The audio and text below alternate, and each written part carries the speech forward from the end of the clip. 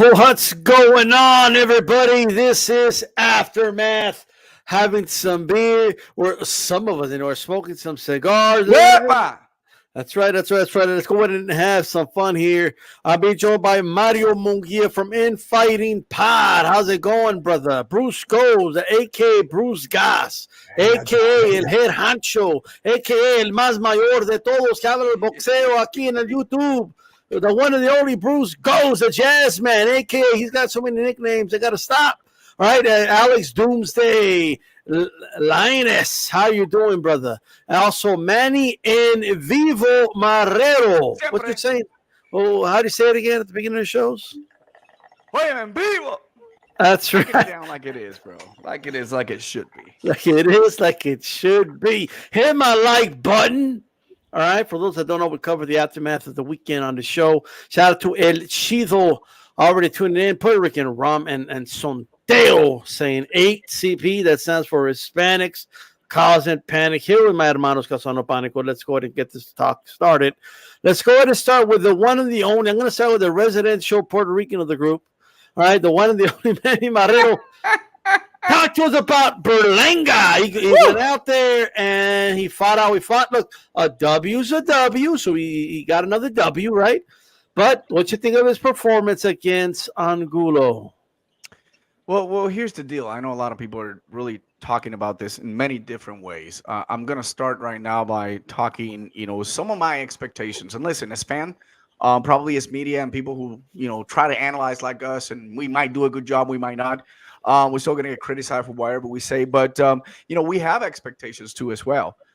Even the boxer itself, they go in the ring and expect certain things. When they go inside, now they see the reality. And I'm not saying that Berlanga met the reality on Angulo. Angulo, it is what it is, man. I got to be honest. I knew it's a step up an opponent coming into this fight, which a lot of people have been dying to see Berlanga with a much better opponent. Here you go. 38 years old, I get it, but someone that went the distance with Tszyu Ramirez about to fight his ass off against B-Ball. It was a while ago, but still did his thing. Against Benavides also as well, lasted about 10 rounds, knocked him out. So we did see the caliber of opponent. As a matter of fact, this is one of the most strongest power punches Berlanga has seen so far. New trainer, Juan de Leon. What was I expecting with him? I know he left away under Rozier and move out to, one of the most, talked about trainer. I know a lot of people don't remember him, but if you go back in the ways, he was, he was with former heavyweight candidate, Baby Joe Messi. Also, he was a trainer for former junior lightweight title holder from Puerto Rico, Jermell Charlo. So he knows boxing. He's dedicated to boxing, and he focused on certain things. And one of the things that I did see, especially the first 3 rounds, I saw him throwing more jabs, throwing combinations and kind of shifting clockwise to the left a little bit and being very effective. Check mark. I'm seeing something that I like, positive. I know that he moved a training camp to Puerto Rico. He was hanging around more, into the legends, Tito Trinidad, getting that support for the internal Puerto Ricans, which they don't know much about him. He delivered. He did what he had to do in the training camp. But at the same time, honestly, I did not see that endurance that I really wanted to see within the distance. A lot of people are saying robbery. My God, why are people talking about robbery? Go back again and look at the fight. I encourage you guys to do so. 7-3, and I'm still question mark the third round for Angulo. Angulo had great moments. He popped him a couple of times with that uppercut, and it was expected. Couldn't hit that over right hand, but he popped him with some uppercuts. That's going to happen when you're a counterpunching, right? When you're a guy that it's out there steady, not moving, which is another thing that I was expecting for Berlanga to do, to move around the ring a little bit more. That's one of the things he was working, cutting the ring so that way he can, leave some of that energy to the end of the rounds. My concern is how the heck you trying to be the hunter being hunted at the same time? Am I making sense here? That jab, throwing the jab, but pulling back, going backwards, it made no sense. And you know what Angulo is going to do? He don't back out from no one. He's always going to be bringing in the pressure. And that's how Berlanga got in trouble. The good thing is that he has some, footwork and practice moving around the ring a lot with one that actually saved him from something even worse. But, the reality is we saw what we saw. People are still commenting to this horrible, this is not the guy that we thought he was, is because that's the guy you thought he wanted to be. And we all knew that. We all knew he needs an experience, better opposition. He needed to go to the distance to exploit his talent. No, he cannot beat a Canelo or any of the champions at the 168, which only one, but he cannot beat any of the top, probably 5 right now at the 168. I'm sorry. He cannot. He's not ready for that. We got to take one step at a time. And that's what one will probably do. The next thing that we exploited from Berlanga is that he doesn't listen a lot, right? That's what happened with Andrew Roger. He had a bunch of people around him throwing out a bunch of stuff. Now, did you see how he put him in the spot? Did you see how he told him, what the fuck are you doing? Yes, sir. Slow down. Yes, sir. Go back to boxing. Yes, sir. No one was able to do that with Edgar Berlanga. Right? And that's positive, guys. That's someone that wants to improve. However, the attitude and the way he's portraying himself, not only outside the ring, but inside the ring, those are attitudes that people and fans don't want. And Puerto Ricans are tired to hear that that's the next Tito, that's the next Cotto. That means people's champion. You don't bring a people champion. People champion, they start building themselves inside the ring and how they conduct themselves outside the ring. And I'm sure D-Style going to touch a lot about this, but he did something that it doesn't represent the people's champion. I'm a little bit disappointed. That doesn't mean I'm going to get out of the bandwagon. I'm still there. He's not ready. He's learning. But guys, he's not the chosen one. Oh, man. Oh, man. Shout out to Riding Yogi. Shout out to K.O. Kenny, William Boxing, and Nando, Haplotype. El Chido, how you guys doing? Nando with the super chat. It says, I've been pro Berlanga, but Angulo fought like a plotting sparring partner and still almost want to fight. Berlanga needs a Mungia level retrofit. Okay, all right. Hey, Bruce Ghost, talk to us about what you think about Berlanga, brother. What you think of his performance against Angulo? You caught me just before I was going to do a Toki style, but I'll put it down. All right, my man. Bite on it like Berlanga did last night. Go ahead. Bring it, Bruce. No. But Berlanga comes out and knocks out 16 people in the first round, and everybody's on the Berlanga train. This is a killer. This is Tito Trinidad. This is Miguel Cotto. This is the Puerto Rican chosen one, bro. Then he started going to decision, got knocked down, got a little bit exposed, bro. I don't like him personally, man. I saw a kid in there who looked like he looks like the spoiled one, not the chosen one. His trainer said to him, "What the fuck you doing? What the fuck?" But then he said, "Oh, I'm sorry. I didn't mean to talk like this to you." And bro, that's well, what are you gonna do? Whack your kid in the ass? Oh, I didn't mean to do that. That hurt me more than it did you, bro. We hear that a million times, but that biting incident, bro, we didn't even go there yet, man. That was fucking bullshit. The referee looked the other way. It's almost, that cost Mike Tyson $3 million in a chunk of his career, bro. I mean, it cost Evander Holyfield a little more than a chunk of his career. But I mean, bro, that's no joke. At the end, he said, "Oh, he was elbowing me. I wanted to pull a Tyson." What the fuck, pull a Tyson, bro? That's DQ. That's a fine. That's suspension. That has no place in boxing whatsoever. That's going back to fucking Andrew Galata. We want and I mean, we've seen that before. And as far as the Berlanga train goes, I've seen Puerto Rican sensations before. I know you guys remember Jose the Threat Barrett. Mm-hmm. He was killing everybody. He was knocking out heavyweights in the gym, and he was exposed. And once Marlon Starling exposed him, Floyd Mayweather Sr. went in there and just kind of put an end to the Barrett train. But Berlanga, I think he's got to humble himself, bro.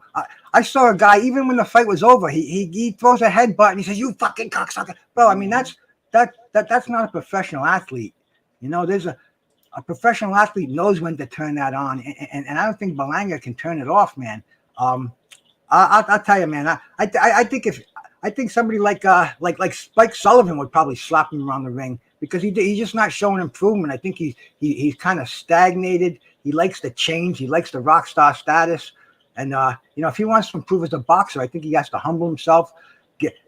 Go back to the gym, start from square one, learn your basics, throw a jab. You're not going to walk people down because, he was getting hit.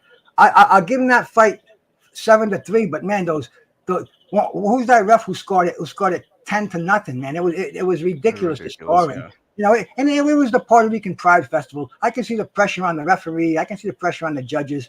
But it is what it is. I think Berlanga needs to go back to the drawing board and get his fundamentals down. And maybe they could just take that power punch to his waist and let him learn the basics with his weak hand, man. So that's about all I can remember on that fight. Maybe I'll remember a little more as the evening goes on, D-Star. But that's cool, bro. Absolutely. Shout out to Nando Yama. It says Bruce, all gas, no breaks. Yeah, baby. I like that That's one. right. Whoa! Hey, talk to us, Mario. What you think of his performance, brother, against Angulo? Yeah, I thought it was lacking. I thought it was lacking in a lot of ways. I'm going to touch on some of the things that I heard Manny say. And first of all, I just want to say I appreciate fans like Manny. I do. I appreciate fans like even though there are people that take their fandom for their fan or their promoter or their promotion to these extreme and honestly like kind of creepy levels on Twitter, like the guys like, you know, us who will stick by their fighters, you know, even though they have a rough outing, like it's just like, you know, in NFL when these bandwagon jumpers go from team to team, it's crazy. But the robbery was the scorecards. That was the robbery. I have no problem with Berlanga edging that fight out on the cards because it was a close fight. And the problem is that, you know, you can talk about going and scoring each round, right? And that'll produce a winner more accurately than as opposed to what most people do. Most people focus on who had the biggest moments in the fight, because your biggest moments, like let's say you break down the 3 biggest moments or let's say 5 biggest moments for Angulo in this fight. I would say like at least 2 of them happened in the same round, and that might have happened twice. You know, he had big moments string together. So it's like you can only win a round 10-9. I mean, obviously without a knockdown, but you can't just like win it 10-5 because you beat the shit out of him, like more than he beat the shit out of you. Like that's just not the way it works. It's a 10-9 system for a reason. You know, these guys get points by the round through knockdowns as well. But the last bit I wanted to just touch on is the bite.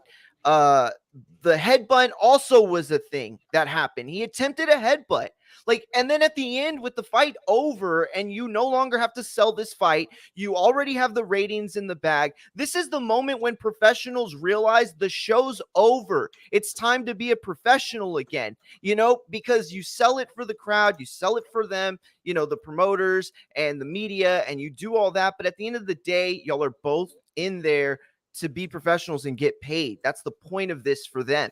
To resort to that kind of stuff and let those frustrations, like, yo, that tells me you are far off on this thing still, that you are still very much a rookie up here, very much an up-and-comer, which is okay, because the problem was that so many people wanted this guy to start fighting the likes of Canelo and the likes of Benavidez and all these guys, when the truth is, you know, his record was fluffed up a lot. He got a lot of commercial and casual fan hype because of the string of knockouts. Let me tell y'all something, guys. Casual fans in all sports love records. They love following records. You know, Mark McGuire, Sammy Sosa, all that stuff. They love it. And so that got Berlanga a lot of hype. At the end of the day, you know, we'll see where he goes from here. But those adjustments that can be made on just being a professional, those have to be made quickly. Absolutely. Hey, Doomy, talk to us about the fight, brother. What you think of it? Yo, Doomy. Earth on mute. Doomy is I can't unmute him. Froze. He muted himself. Nah. The internet's choppy for me. Oh man, We hear you now. I'm like, yo, what's going on? Yeah, no. You gotta go from the look, Dunkin' man, Donuts parking Berlanga- lot to the McDonald's parking lot. Better Wi-Fi there, bro. Yeah, Ooh. no, this is really choppy for me right now. Bruce got me on that one. No, listen, it's easy to come crashing down on Berlanga. Obviously, he's had a lot of hype behind him, and you know, he's destined to be the next Tino Trinidad. I think Manny mentioned that, right? And these are big shoes to fill. You know, Berlanga's coming into his own, and if you look back at all the fights he's had, I mean, literally his last 4 fights is really when he's really gotten his most of his experience, and I think he's got his experience with some good opponents. Nonetheless, I think that taking the good out of what I saw in Berlanga is I saw him use the jab.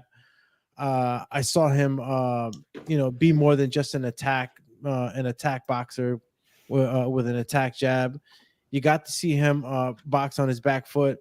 I don't know if his stamina was there. That was something that I was really worried about. I didn't know whether he was out of shape or it was part of the plan, but at times it seemed like he didn't just have enough gas in him. I think that's a concern. I know when you switch camps and you're under their different training regiments, things could kind of affect the fighter certain ways. The transition is always not as clean as you want it to be. I mean, I could sit here, give a couple of, excuses if you want to call him that, to why, his performance wasn't the best, but he's still a young guy, man. And he's doing his thing. Bruce said he's a rock star. I mean, look, he's got the support.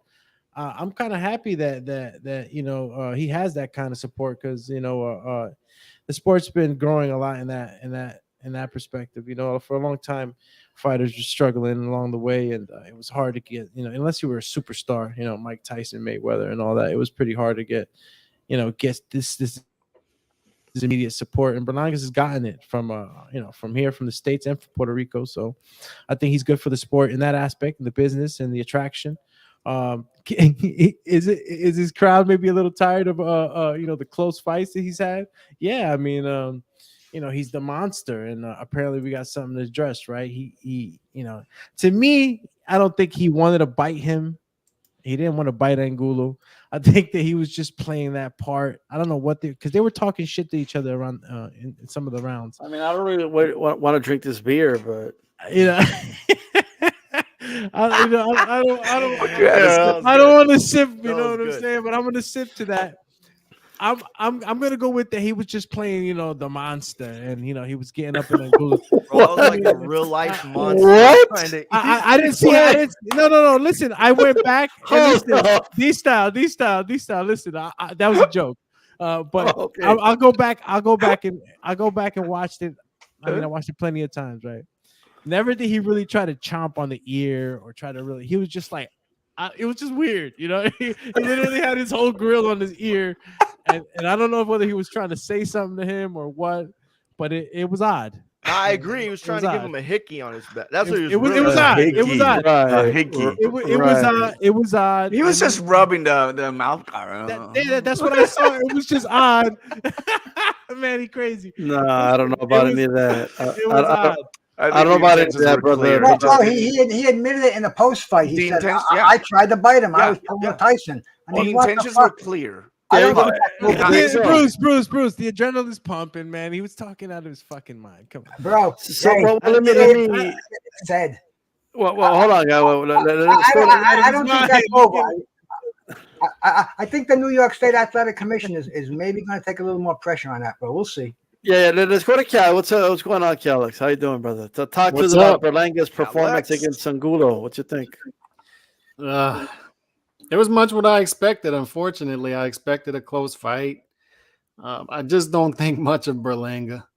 Not even his teeth did damage in this fight. Not even his bites hurt. I mean, he tried to headbutt him right after the fight ended. I just thought it was lackluster. What's been a custom of Berlanga the past couple fights. They built him up as the monster, a guy mowing down competition. A couple of early stoppages in his career as well. He got to about 15-0, and then the last 4 fights, as they incrementally start to step him up, you start to see the flaws come out, right? And if you're that dude, the flaws shouldn't come out this early in the game. D-style, 168 is not a deep division. I was talking about it earlier, like 7 through 10 in the division, you got guys like John Ryder, Zach Parker, Danny Jacobs. He doesn't even fit in that equation yet. He's 20 fights in. He's not fighting 12 rounders. We can't even – what does Top Rank do with him at this point? They can't step him up because he's going to get either stretched out or outclassed. and then this isn't even a deep division we're talking about, and then they can't continue to put him in fights like this because his base is going to get bored with it. I mean, how many average fighters can you squeak by? I mean, I stopped scoring the fight in the third round because I got bored with it, and I just wasn't a fan of either fighters. I mean, it was a frustrating fight to watch. Angulo, although a Colombian puncher, although a guy that went 10 rounds with Benavidez, went 12 rounds with Zurdo Ramirez, he's got a chin and he can punch, but he's 38 years old. He's slow and plodding, and the guy was there to get hit. The most frustrating thing about Berlanga is it's not there here. Like, he's looking, he gets disinterested. He doesn't set a pace to the fight. There's lulls in the fight. When he has a guy in front of him who can't do much, and then he's not doing much, there's just lulls in the action, and that's when he needs to be stepping up the pace. There's nothing that he's great at. He doesn't have a great jab. He's not a great puncher when he stepped up. He's not a great defensive fighter. I don't see anything special about him. So it's frustrating. I'd love for us to have a Puerto Rican star, but I think Xander Zayas is that guy. And that's the most frustrating part about this for me is I came accustomed to coming up as a boxing fan, Puerto Rican Day Parade weekend. Cotto made that. Like, yes, Felix Trinidad was Felix Trinidad, but Cotto made Puerto Rican Day Parade weekend. Madison Square Garden, he'd pack it. You'd see every year Cotto's growth because each year the fight got bigger, the crowd got bigger, the impact that Cotto had each year would grow, and it was such a big event, and it was entertaining. Now we've fallen all the way to Berlanga headlining in the small ballroom.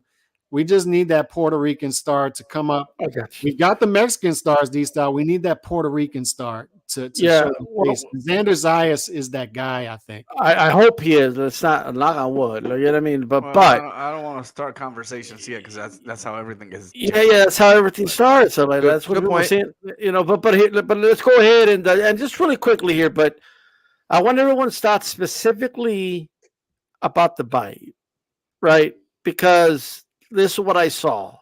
First of all, just my quick thoughts. I thought Berlanga was very, I'll use one word, negative in the fight. A little too much for my liking.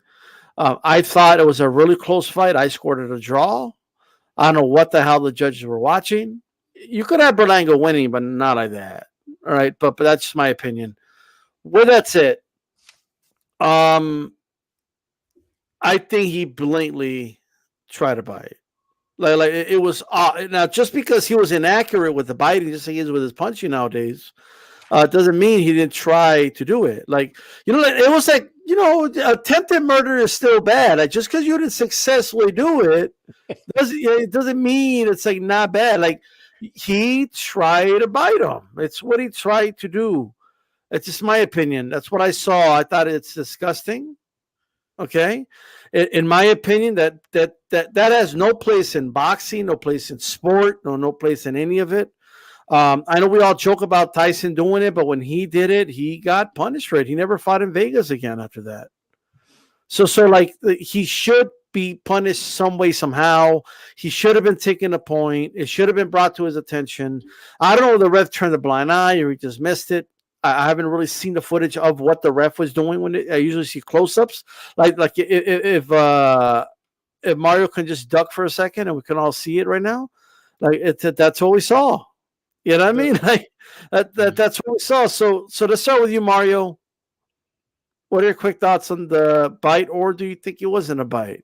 Oh, it was a bite, and it was disgusting. It was out of frustration. Look, I don't think that like he showed up to the fight like wanting to bite. I think that it just happened. Like, the way that sometimes it's described in like murders and stuff where somebody just snapped. I think that's what happened. The frustration. And I think, quite frankly, his pride. Yo, listen, do y'all remember the amount of celebrities we saw? Yo, Fat Joe was there and gave him a chain. He has a Terror Squad chain. Do you know what that means to people like me that grew up in the 2000s? Like, that's huge. No idea what that means. That's Fat Joe's like squad, Terror Squad. Like, that's it. Like, he's like, ganged up for now. Like, and they're about to take it back. I'm gonna tell y'all that for sure. But yeah, it was disgusting. I absolutely agree. I don't want to make light of it. I don't want to make jokes of it. It's not funny. It has no place in this. And if he's not punished in some way, I mean, we should start really, really looking at the people in charge, you know, in New York. Okay. All right. Okay. Hey, Bruce goes, what's your quick thoughts on the bite, brother? On the like, you know, what was it? An accident? No. Blatant. He admitted it. He admitted he was doing it after his peer, fucking Mike Tyson, bro. I mean, dude, you just said it. Cost Tyson $3 million. He couldn't fight in Las Vegas. How can you just look the other way? Instant disqualification, first of all. That's it, son. You don't bite people. This is a boxing arena. You bite people, your fight is over. And I don't think anybody would have said a fucking word. They could have showed that on the Trinitron. And that's, to me, that's no excuses for that. Yeah, you can come back again. You can be fined and you can be suspended. But don't you ever bite somebody in a fucking boxing ring, bro. That's just a no-no. Is that chain like if Antonio Aguilar gave me like an accordion? Like, is that what it would be? Like, is that like at that level, Mario? It's part of the squad.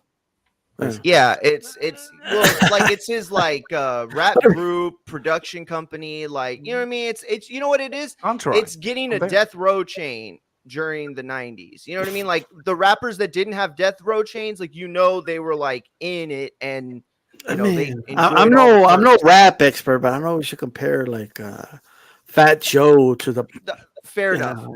But anyway, but you got the point, right? Doobie, talk to us, brother. I know you kind of touched on it, but touch on it. Well, why do you believe that it was just like was he just like breathing in and his mouth just happened to be there? Like, well, what happened?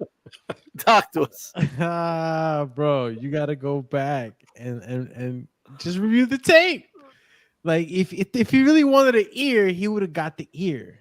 It wasn't like Angulo like pulled away immediately, you know. It was really funny. I mean, Manny did the best impression, right?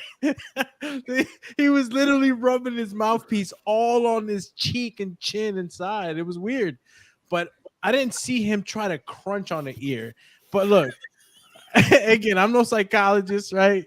For the life of me, he was playing the role, right? He was mad. Why was his mouth on his ear? Bro, if you ask me, bro, he lost his mind. He lost his mind for a second, and thankfully he didn't lose his mind enough to actually bite somebody's ear, because you know, it was there. You know, it literally, if he wanted to like really chomp on his ear, he would have chomped on his ear. I think that he lost his mind, but not all the way. And thankfully, because like you said, looking at the seriousness of this the situation, if you would have bit that guy's ear, Angulo's, excuse me, it would have been over for him. That's it. You know, you're tagged as a fucking psycho, and who wants to fight a fucking psycho in a ring? Nobody wants to lose an ear.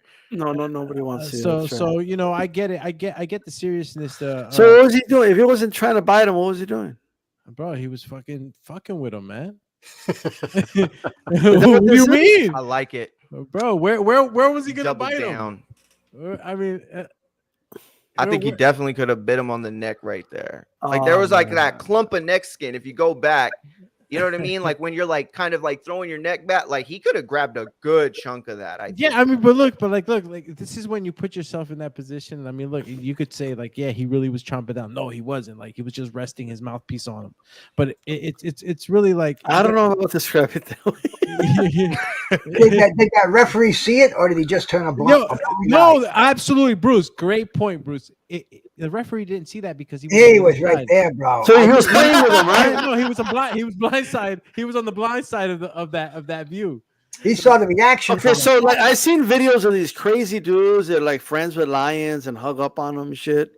And the lions, how they put their mouth on their head, right? But they're playing with them. Is that what Berlanga was doing, or what? Bro, I don't know. Listen, D. Listen. He lost his mind for a second because he was playing some role. I'm glad that he didn't bite his ear. Fuck, that would have been bad for him. That would have been done. He would have been done. The ear was right here, like he couldn't get it. Like it's just. So you're saying it was just like by chance that he didn't ruin his career? I guess so. He was chasing his ear. Wait, Bruce, can you put your volume up, Bruce? Hold on. I said that's my man up here. That's his job, man. Oh man, hey Manny, talk to us, Manny. What did you see? What was he just resting his mouth guard on his ear, or like what's going on with? He was kissing him. No, man, taking a bite out of the crime. Listen, I think Berlanga had gone a little bit over too much of the acceptance of not only some of the boxing fans, but also as well legends, people that are stars, whether it's basketball, whether it's football, whether it's singers, and they embraced who he is.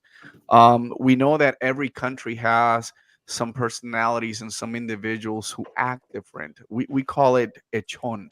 Echon means like you're bragger, you're cocky, and you're from the streets. That makes sense. And I'm not saying that people like that are less than others, not at all, but you tend to show off more and be more aggressive in certain circumstances where you don't think what you're going to do. You have your thoughts in your mind, but you start the execution, but you don't completely execute it. And that's what happens with Berlanga. Berlanga's been known that way since he was in the amateurs. Okay, he would like scream over everyone who actually has said something or whatever it is, and then he come out, and then he would be the same guy. Met him personally. The first time I met him, hello.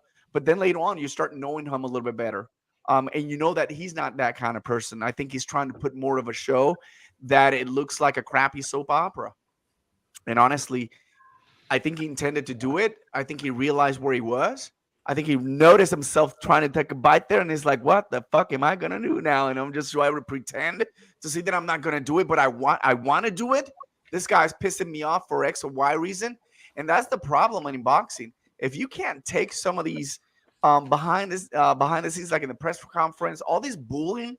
Golly, I remember Mayorga was like, I punch a cow and I'm going to punch your wife the same day I did with the cow right in front of me. I mean, Mayorga was one of the trash talkers. He would get you off your game at times. And I think that's what Angulo tried to do throughout this press conference around there, because, he's being brought up into this huge hype, and Angulo was part of that. And Angulo did his thing as well.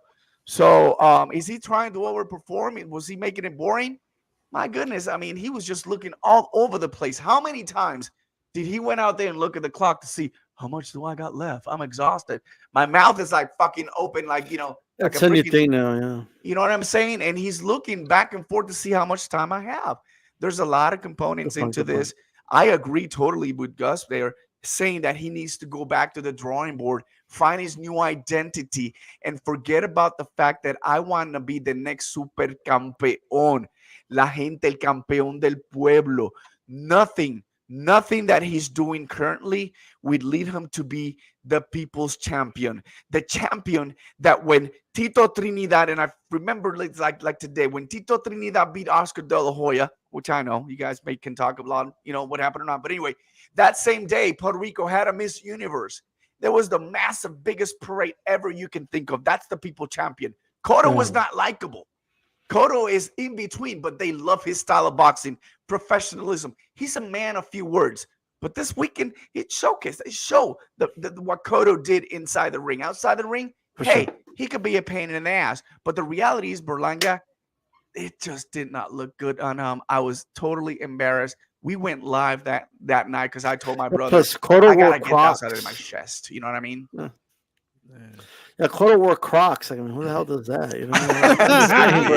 Real quick, Tim Gallegos, he says, Berlanga got lucky. I hope he gets it together. His coach gave him an earful. No need to bring the rainbow community into this. Just saying, he says.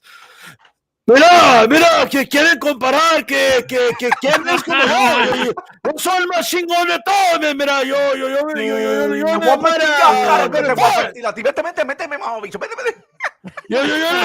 parto la madre a ese Berlanga, póngame ahorita con él, yo le sé que yo soy el hombre, y él es la mujer, yo le voy a decir a él.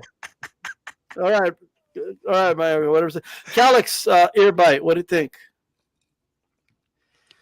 He lost his head, but somebody asked me earlier, was it nastier him biting Angulo's neck or Tyson Fury licking Deontay Wilder. Oh wow. And I mean, that's a tough choice. You just don't. We're both gross. You don't do either to a sweaty Good man. point, It's not, but at least strategically, I guess biting somebody's neck may work strategically. Whereas Tyson Fury, that was just weird. No, but I don't think that Tyson Fury really do it, or was he mimicking like he was doing? He might have just did the tongue thing, but then Either way, not. Like he wasn't like Doomy would say. He wasn't resting his tongue on his body.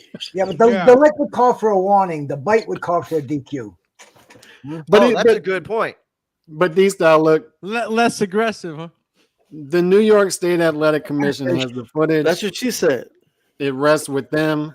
Hopefully they do the right thing because it's not cool. But I spoke earlier about, just real quick, how the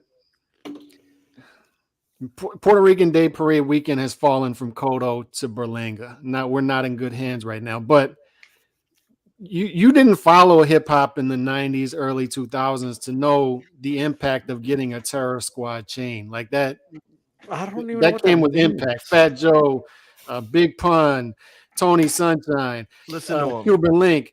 Talk to him. There was impact to it. Now it's fallen to Berlanga, and that's what I'm saying. Like I wrote in my article. But I wrote in my article this morning, it's like New York dudes are kind of out of style right now, and Puerto Rican fighters are sort of out of style to where it really, I mean, like Fat Joe is handing Terror Squad chains to C-level fighters. And can you give me into that? Like a Terror Squad chain is to what? Like that? It was up there with Death Row Records. It was up there with No Limit chain. I mean, this had an impact. It had an impact. TS champ. They opened doors for. Is it like D-Style giving you an Estrella Jalisco? Yo, it's like being invited. Exactly. Yo, they opened doors for Hispanic rappers after them. It's like the Medal of Honor of rap, or what? Is that what it is? And they were one of the big crews in New York. I mean, they were up there. So what I'm saying is, like, New York doesn't have the fight scene the way it did. It doesn't produce the rappers that it used to. The New York scene is just down. The Puerto Rico scene is down right now. We need that to come back up in boxing. It's a different vibe when those communities are alive in boxing. And right now they're just down. Like Berlanga cannot be the headliner for Puerto Rican Day Parade weekend. It can't happen. Yo, it can't Berlanga happen. and 6ix9ine, just like the worst. I've never felt so incompetent in a segment ever. Like you guys are talking about this change I don't know about. Just like. But the Puerto Rican parade is not all about the boxing thing. It's like the cherry on top of the cake. For sure. The problem is that we've been eating the cake without the icing, and that's what's really lacking right now. And you're totally fine. But Puerto Ricans are gathered to wake up the next morning. What the fuck happened? I understand. Berlanga is this way, whatever. Let's party tonight. You got other representatives from there. You had Sniper Pedraza. You had all these young talented Omar Rosario, Freddy Gonzalez. You saw these kids that fought Capo Gonzalez, Moncho Lebron. These are guys not talked about because they haven't been fighting on this bigger stage, right? They've always fight in Orlando, still some of them with top ranks. But honestly, you're right. We need someone that can bring that icing and the cherry and add the sprinkle on top. And that's what makes it the great parade, Puerto Rican week. Yeah. What you need is somebody like me is what you need in the sport of boxing. For real. All these muñecas no sirven para nada. Vente. And by the way, props to my guy Kodo for Hall of Fame. Yeah, that's right. That's right. Yes. And you know what? You brought this to my attention. So let's, and we're gonna dive into the Hall of Fame, but first let's talk about the topic everybody really wants to talk about. You know what I mean? Like the hot topic of the night, ladies and gentlemen. Let's talk about Mungia versus Jimmy Kelly. By the way, Jimmy Kelly wasn't like Doomy would say. He wasn't landing punch on him. He was just resting his gloves on his face. All right, Doomy, what you think of Mungia, man? In my opinion, he failed to impress, but then he got the stoppage, right? He won. He won what I like to call the Tank Davis way. Is how he won. The Tank Davis way, D. What the hell does that even fucking mean? It means you get out box by a dude that shouldn't be out boxing, and then you knock him out. Wait a minute. Does that mean the champ way? I mean, what the fuck? This is what it means. Let me explain. It means you're losing to somebody you shouldn't be losing to, and then you knock them out. I mean, the fight's not over until the 12th round. Come But anyway, what you on. think? What you think of this performance, Sean? Listen, Mungia is always that guy that, like, you know, he's a punch away from taking you out. He's a good puncher. I think that his style has developed. You know, a lot of people want to judge him right now and say that they weren't impressed. But you know, the opponent he was facing, Jim Kelly, right? Mm-hmm. Jimmy Kelly. Jimmy Kelly, bro. I honestly, since I've been out of looping boxing, I wasn't even aware too much of him, and he was doing pretty good. He actually impressed me. You know, watch him when it went to 4 straight Super Bowls. What? He don't follow. He don't follow football, bro. All I that was a follow. quarterback. He was also a martial artist, by the way. He was in Enter the Dragon. I'm just letting you know. Who Oh was it? yeah. Oh, you're talking about the guy in your picture? Yeah. Yeah, that was the fucking the guy that got beat the hell up by the main boss and shit. Yeah, that's what Mungia did. He took out the claw in the 5th round. Go ahead. Nah, but look, I guess I'm gonna have to debate with you guys on this, or whoever's being hard on Mungia. But he's undefeated, and honestly, I seen his style develop pretty good.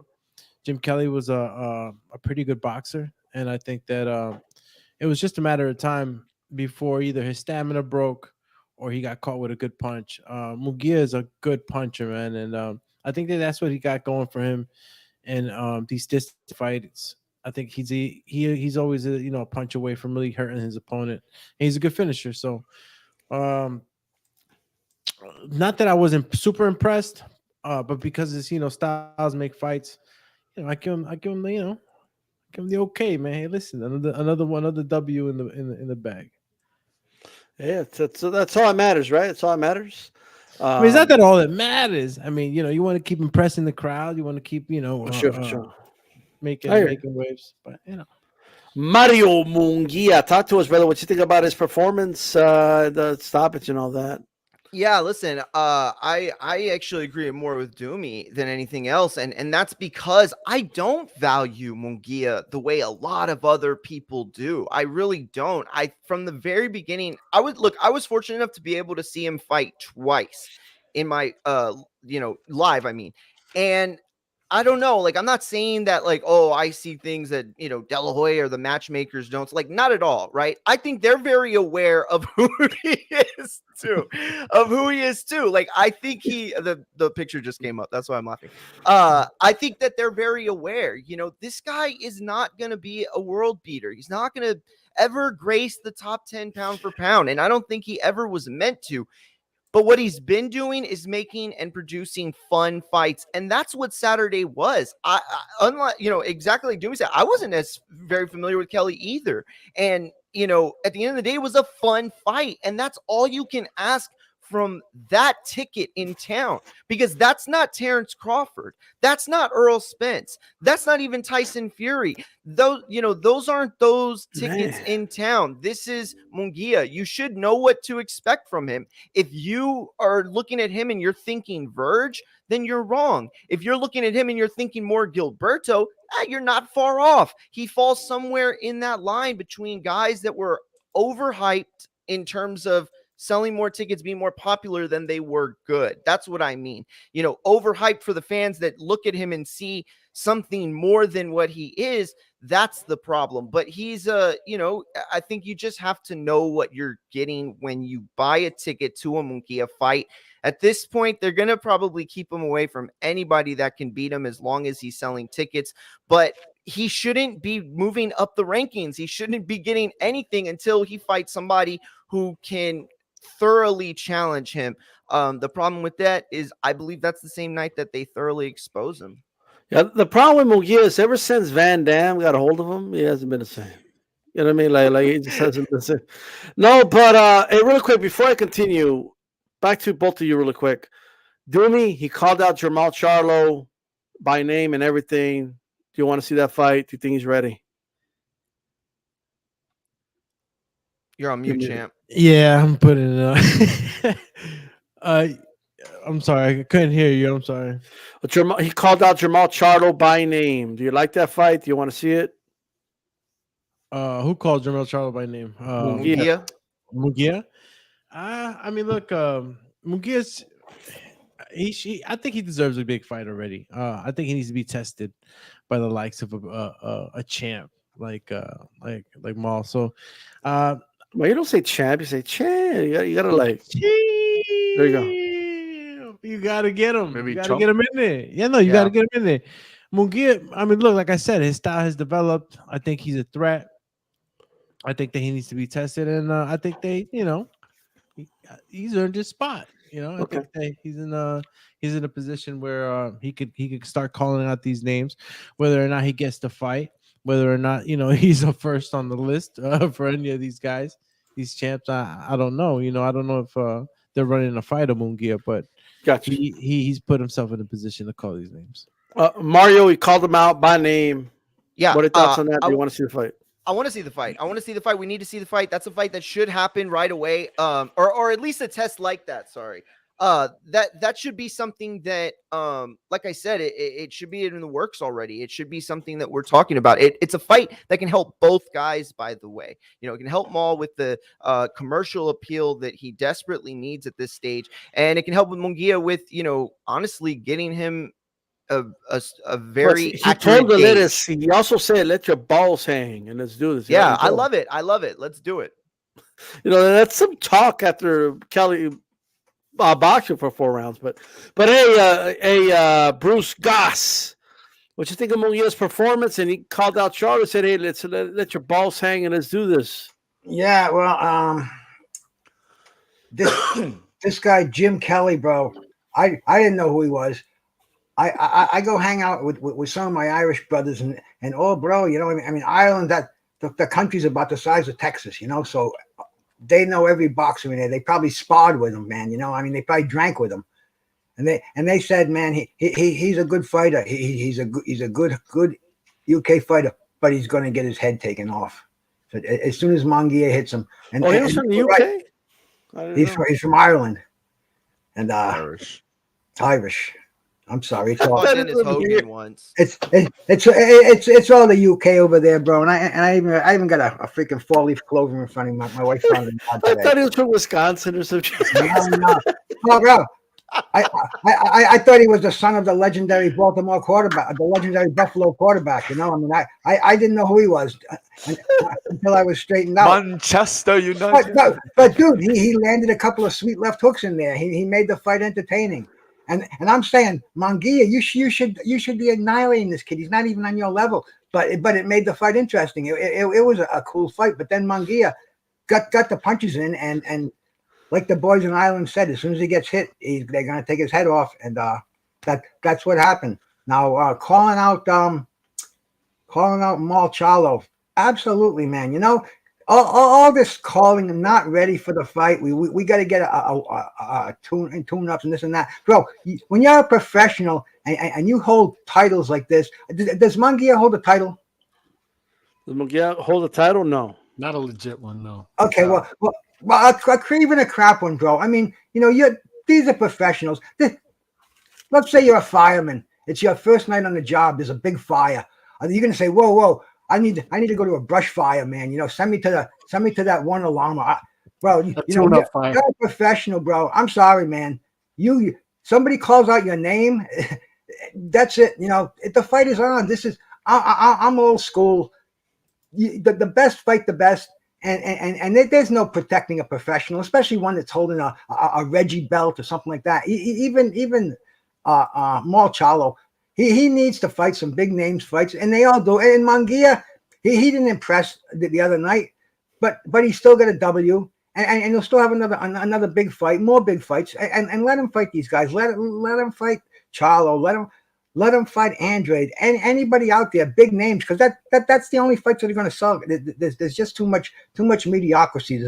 There's quantity every weekend, man. And then, like we're saying, overlap them shorts, boxing, bring them on, but quality fights. And Mungia is one of those guys that could make a quality fight, I think. All right, Manny Marrero, what you think about Mungia's performance, his knockout, and calling out Charlo, telling him, "Let your balls hang." Well, I mean, the two most talked about boxers right now with frustrating career. One thinks he's ready and calling out the shots and think he's the best chosen one, not, and the other one that he is ready, but he's being too overprotected.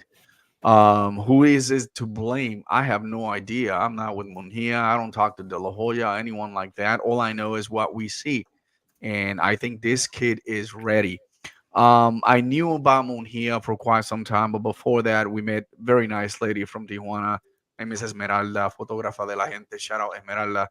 And she's very close to all these boxers from Tijuana. To Eric Morales and Jaime Mungia. Anyway, we were doing some of the best Mexicans current that they're in this couple of years ago, and she had mentioned number one Mungia. That's when we started looking more and more and more. But why haven't we heard from this great kid that's got great potential? Why is it still being under behind the shadow at all times? It's not. However, coming into this fight, bringing in Kelly, it was like one of those another opponents is like, man, then I think you're making the mistake in going out of your weight to probably come back again to the 160. Is that painful for your career? You're adding more into the injury right now, which you want to be ready. No one wants to fight you, or you don't want to fight anyone. I don't know what Oscar's doing. But then he come out and he even said it himself. Listen, I'm going to admit this. Kelly was a difficult fighter to deal with considering his style, but hey, he maintained his confidence level. He stuck to his training. He stuck to his trainer. He stuck to everything that he practiced behind the scene and did everything that Berlanga didn't do. He came out and wait for that opportunity and pay for it. Listen, you talked about being a tank and this and that. Fight's not over until the 12th round. It only takes 2-second punch. I mean, everyone was admiring Wilder, the 2-second punch man, right? He made 40 Ks, and then what happened afterwards, right? But he got tested along the road, and that's why we want to be able to see him.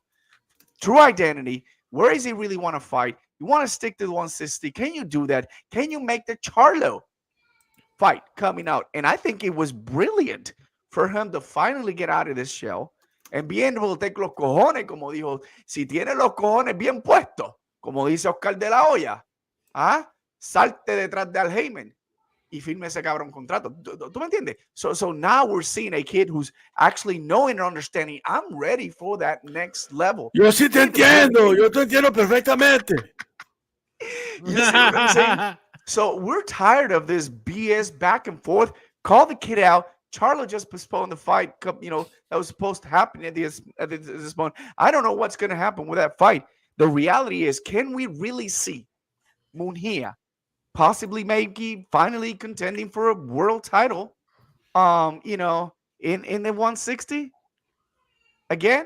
Yeah, I hear you. We just don't know. But the reality is we need to really see him in there. We need to see him active, but with much better opponents, so we know what we're into, when he gets some of these big fights. Yeah, for sure. But hey, Tim Gallegos, I appreciate the support, brother. He says, Oscar de la Hoya, he's a bad hombre. Doesn't know where he's at, though. Well, I'll tell you what, man. He's also I'm a hard-working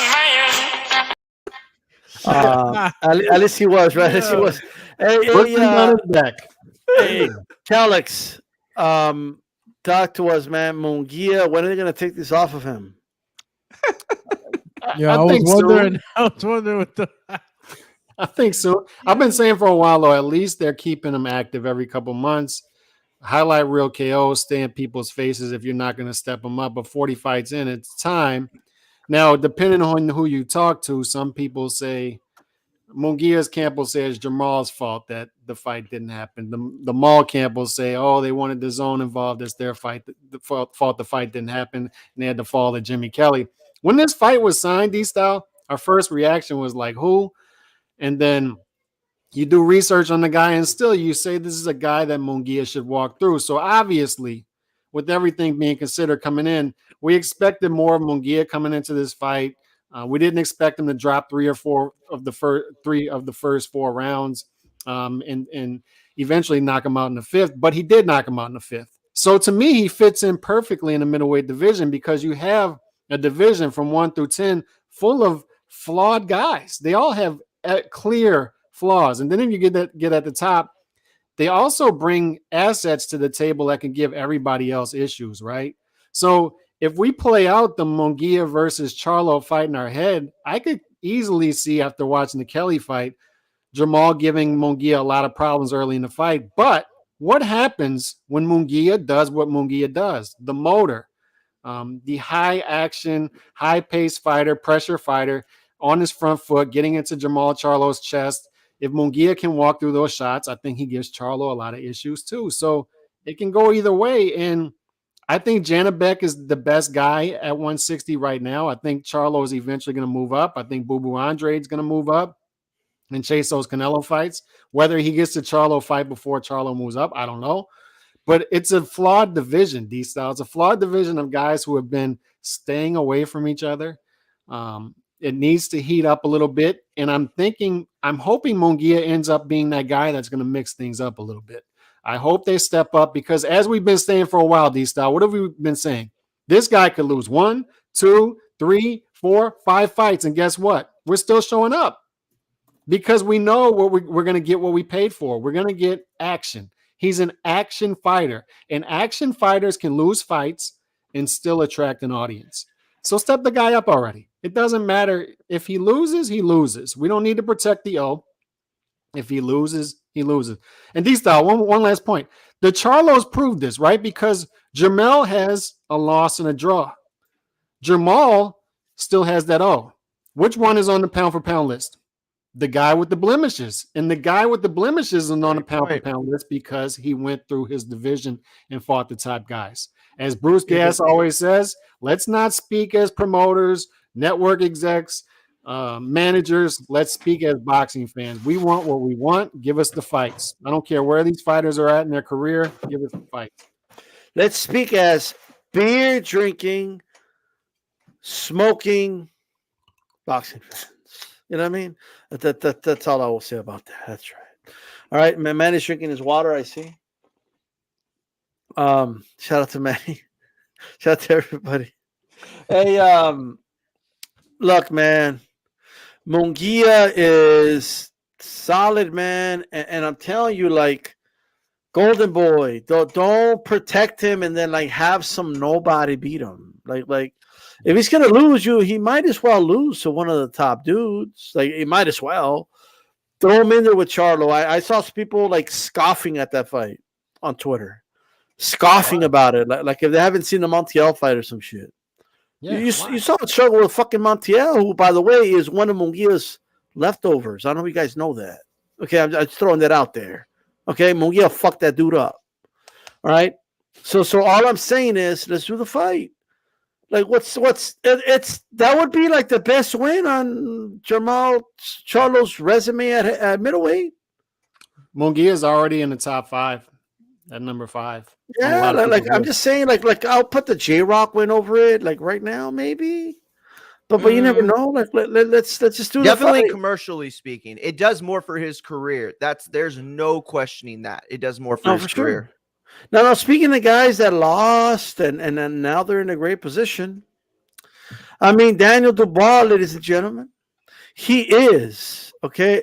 Let me tell you guys something. All right, put some respect in Daniel Dubois' name. Okay, he is the WBA World Heavyweight Champion. I just want to make sure you guys understand that right now.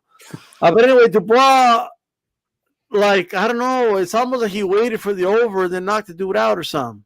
He did. What's up, Bruce Goss? Like, Dubois, he's a regular champ. Like, Walmart replica belt champion. It just kind of proved of the worthlessness of a belt, because the more they make, the more titles they bestow upon fighters, the more we scoff at them. Don King, Don King, I think he's still going to go to his grave as a player, bro. I think he might have some options. I don't know the business of boxing anymore, but I don't think he'd let this little bit of a string that he has to being a mainstream promoter go. I think he might have some options in there on Dubois' next fight. Bro, I don't know, man.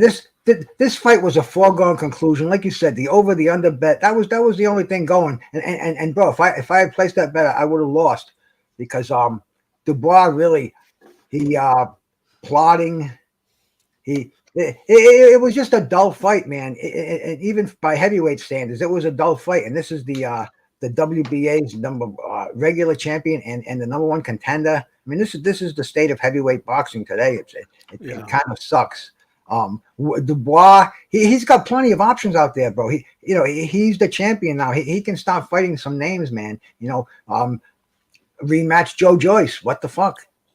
Yeah, his number one nemesis. That fight would sell across the sea, and it would sell over here too because Don King would promote the hell out of it, man. I can see things happening with Daniel, but that fight itself, maybe it was one of those Gil Clancy, win this one, look good in the next one kind of a fight. Right. But it was it was part of a good weekend of boxing. That's all I can say. Okay. All right. Long Live says he's down for the rematch. I don't know if he's talking about this fight. He's about Joe Joyce, I'm sure. Oh, okay. Oh, yeah. There you go. Absolutely. Yeah. Hey, Calix, what do you think of Dubois' performance? He's now the heavyweight champion of the world. You know what I mean? Yeah, and so am I. But we talked about this Thursday, and I said this was a mismatch. And I said, look out for that over under. And it's shady how it looked to me like he was carrying Brian a little bit until it hit over. It makes me wonder if these guys look at the odds before the fight and if he carried Brian a little bit past that 3.5 over. That's all I'm saying. As soon as I saw this is how the conspiracy theories start, I'm just saying, D-Star, like that was he knocked him out 28 seconds after the over. So it just left me thinking, did he carry? Beep hit the over and he gave me a cut, so I'm good with it. You know what I mean? It looked to me like he could have got him out of there sooner. A round or two sooner. That's how it looked to me. But as far as the fight, it is what we expected. I mean, it was wide. I think people started to overthink it. It was wide odds. Dubois, and this was in a high school gymnasium in Florida. It's like, come on. Somebody said Dubois better go cash that check quick because you know how Don King is. So hopefully he gets his check in the mail, and hopefully he parlays this to another big fight. The Joe Joyce rematch would be good, but I'm hoping for bigger things for Joe Joyce, to be honest, other than the Dubois rematch. But we'll see. I'm not really interested, to be honest. But by the way, look, I don't want to toot my own horn, but with thumbnails like these, you know what I mean? Don King's got to give me a call. So I don't know who the fuck is doing his fight promotional posters or whatever the fuck. Like, I don't know who's making them. But dude, they're horrible. You know what I mean? Mario, give us your thoughts on Dubois versus Brian after Mario go do me, and I'll be right back. Yeah, I thought that it went pretty much how I expected it. I thought it'd be slightly more competitive than that. But Trevor Bryan did a really good job of, keeping his spot intact and, holding on to that belt for dear life. But, when it came to it, Daniel Dubois is just like a different fighter than the Trevor Bryans of the world. Now, the problem for me is this. What did the fight ultimately accomplish for Daniel Dubois? I think there was plenty in the line of getting him into a position. But on the world stage, that belt really has no significance. We know where all the real hardware is in the sport. We know what needs to happen to bring that hardware unified. We know all of that, right? So, there was a lot propped up in this fight. This fight was propped up, with Don King and a WBA belt on the line and just a lot. But ultimately, I think what it succeeded in is showing that Daniel Dubois still is at least a player in this sport. And you think about the heavyweight division and how deep it's felt, or deeper, I should say, than it has in past years. how it's felt over the last few years, it doesn't really feel that way as much anymore. With Wilder, kind of unquestionable. Fury, we don't know what he's gonna do. Obviously AJ Usyk still reign in this division. But the crop of fighters coming up, that's what should be exciting. These guys that aren't really, beating the drum at, a Joshua fight or any of that. That's what I'm excited to see. Fights with those guys. That's what's going to turn real people on to real fights. We got to get those done. And I'm all for a rematch for sure. Do me. Oh, D's back. Go ahead. Yeah. So what I got, I gotta say that Danny Dubois, after that Joe Joyce fight, got your orbital bone broken. It was a tough loss. He's had these he's come back with these fights, and I think he's gotten better at his overall boxing approach to fights. I got to see him actually, come in with the jab. I saw him use the jab a lot. I think that after that Joe Joyce fight, he was humbled, obviously, and a lot had to be learned, and not just counting always on that power, and I think I got to see a little bit of his boxing ability in this fight, and then ultimately, the power is there. He got that left hook in there, and he was able to put out Trevor Bryant. Mario said it best, it's just not Trevor Bryant. He's a tough guy, but no way he was going to be a match for Danny Dubois. Young, like I said, he's only lost to Joe Joyce, and Joe Joyce is a hell of a fucking guy. I personally think he's going to be the next a champion in whatever belt division that they allow him to get that shot. So, yeah. But he's already a champ. He's already the world. Yeah, champ. yeah, he is, right? Oh, he's got a lot of. Yeah. He was gold WBA, by the way. Is it a regular? No, he has. Well, actually, really quick, Bruce, go ahead. Before I forget, because bro, I get these flashes here, and then I forget them, and see, I'm a little bit of a historian, so I can think back a little bit, bro. And the great Joe Louis, bro, he won the heavyweight title from James Braddock, and he wasn't happy. He said, "I'm not the champ till I beat Max Schmeling, because Max Schmeling knocked him out earlier." And fucking if Danny Dubois wanted to follow in the footsteps of a historic, one of the greatest heavyweights of all time, he should have said, "I'm not the champ until I beat Joe Joyce." And bro, that would have set some fire. That would have lit a spark. That would have been Joe Louis, fucking Daniel Dubois. Come on. I just wanted to drop that a little bit before I forgot it, okay? Yeah, there's a lot of similarities to that, and that's true. From what I heard, he called out Parker, and he called out all these other guys, but he didn't call out the dude that made him bend the knee. Made him quit. Dude, there's no worse way to lose in boxing than bending the knee to an individual. There just isn't. That's the worst way to lose. You know what I mean? If you get knocked out, I was knocked out. I couldn't get up, or the ref stopped it. I wanted to continue. When you bend the knee, that means that dude. People say there's no submissions in boxing. That's not true. He submitted him. Okay, that's a submission in boxing, and you gotta get that get back. If you're Dubois, you gotta do it. You know what I mean? Is Joe Joyce the uncrowned champion right now? The uncrowned regular champion? Because he's the uncrowned, he's like the intercontinental champion. Yeah, Oh, I'm saying, man, he could say, I already beat the regular champion. I'm the regular champion. Yeah, I got you. Bullshit. I mean, Joe Joyce could put the black hat on and finally make some noise in his career before it's too late. And for those that don't know, Braddock was supposed to fight Schmeling, but Schmeling was considered a Nazi because he was from Germany at the time. Okay, even though Schmeling was against the Nazi party, but it's a different story. Okay, and they did not trust Braddock against Schmeling. They were like, "We're gonna, not you. We swear we'll never give a black man another shot, but we're gonna give it to Lewis because we don't trust you." So they gave it to Lewis because they would rather have Lewis get it than a Nazi. Okay, even though that's kind of unfair to Schmeling because he wasn't a Nazi, by the way, but just want to put that out there. He hated the Nazi party, but he was from Germany, not as controlled, but it is what it is. Hey, Manny Marrero. And don't forget, Braddock made a healthy percentage of Joe Louis's purse till he died. Yeah, he did. Yeah, that he did for the rest of his career.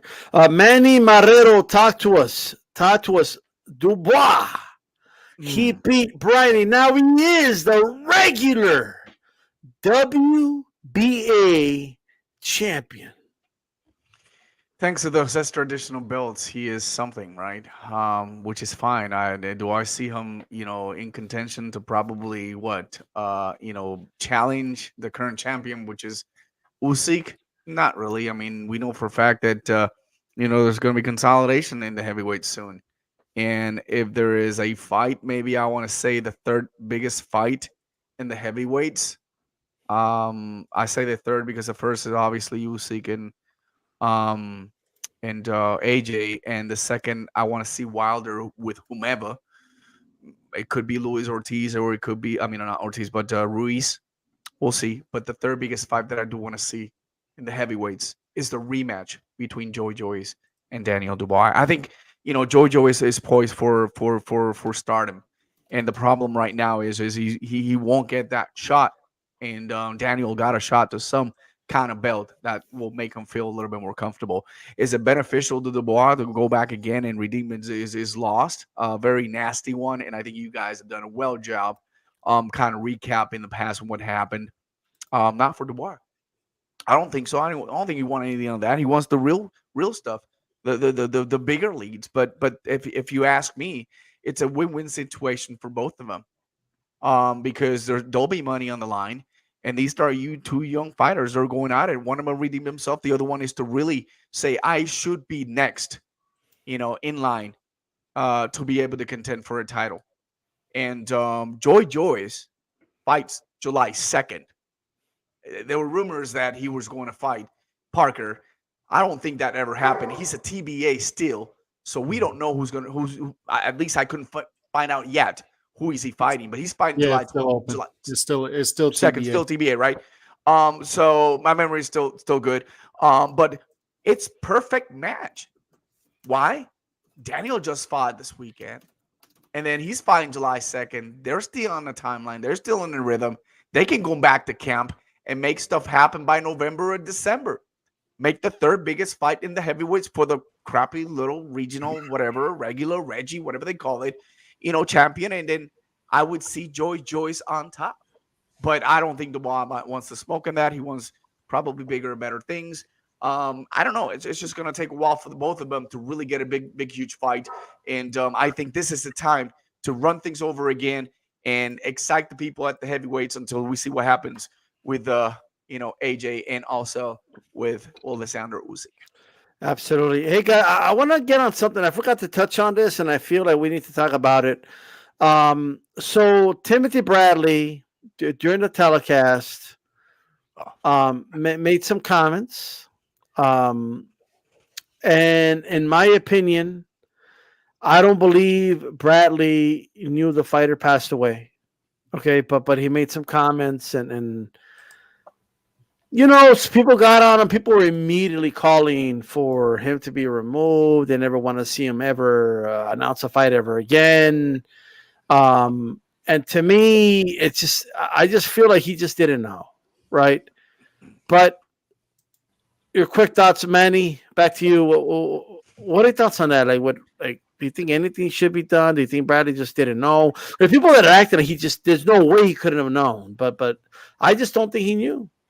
I don't know, man. I have mixed emotions about this, man. There's a section in our show which is called ranting. I've ranted 3 times in our shows about Bradley. How upset I get with him. The way, I mean, he breaks it down like it is, but he's just very he's all over the freaking place. He criticizes too much, to the point that he even said, "Congratulations, Migo Cotto, when I get inducted in the Hall of Fame." So how sure you were about that? I don't know. It's just too much. And then he comes out and says a statement about, the only thing I'm going to ask Berlanga to forgive is because I called him a phony one. That's about it. I get paid to say my opinion. You got to hear it. And I get it. I mean, not a lot of people like him, but the way he interferes and the way he's so inconsistent in his thoughts, he's just like bashing a boxer at one point, and then he's praising him in the other. He has no control whatsoever utilizing the skill he had inside the ring and being able to bring it as a commentator, right? First of all, and that night, what really pissed me off, not that incident, what really pissed me off on the second fight, Fabian Gonzalez, in the second round, and Fabian Gonzalez, prospect for Sidra, managed by the Luis Espada, which is a sniper, Pedraza's trainer, he comes from a tough loss. A loss that was 7-0 against Brian Lua. And they top rank matched him to see what they have. He comes back and starts performing, but he deviates a little bit from the game plan. Luis Espada gave him a bunch of stuff to do and work in the round. And here's Bradley's like, I don't understand.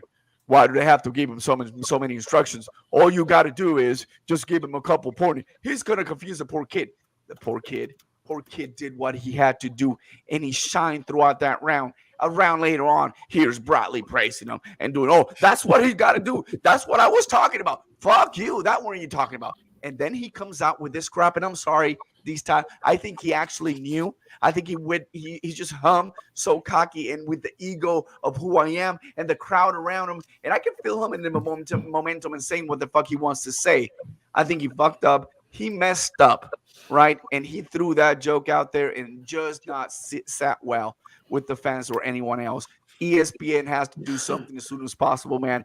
They got to freaking pull his ear out, do something, hold your horses, man.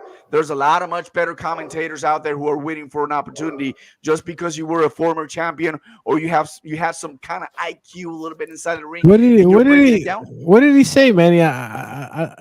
I don't think I was aware of what was said. What did exactly? How did he say it? In what for the Frevian one? Bradley, what was his bad joke that he made? Well, he was just saying about the fact that he came in and said I don't think the internet wants us to know. I know, right? Well, he made a joke of the South African fighter that passed, the one that you might have seen the footage of him, boxing the nobody in the corner. Okay. Yeah, that was what he had what happened commented on. What happened was Berlanga's opponent. He walked back to a neutral corner after the round ended twice. Yeah. And Bradley said it was like the kid in Africa the other day who did the same thing. In the air, And then there was a commercial, and then Bradley found out what I think. This is what my interpretation. He found out what he had said, and bro, this was on Saturday night. I found out about this on Monday, and I found out about the death on Tuesday, and it fucking turned my stomach. It was nothing to joke about. I don't think Bradley. I don't think he knew about it. I really don't. I think he might have seen what happened in the ring beforehand, but it wasn't until the next day that that Simzo passed away. Okay. And see that's a very, very the job that he has. That's as disposable as a fucking piece of tissue, bro. And any reason. It was a bad joke. And by the way, it was and that was a great question to me, and I should have. I guess I just assumed everybody kind of understood it, but. I just didn't think you wanted to repeat it, honestly, which I understood. But at the same time, I mean, the clarification. But is good. It's like Manny, like still, like right now, or is he frozen? Yeah, he's frozen. All right, so and Vivo.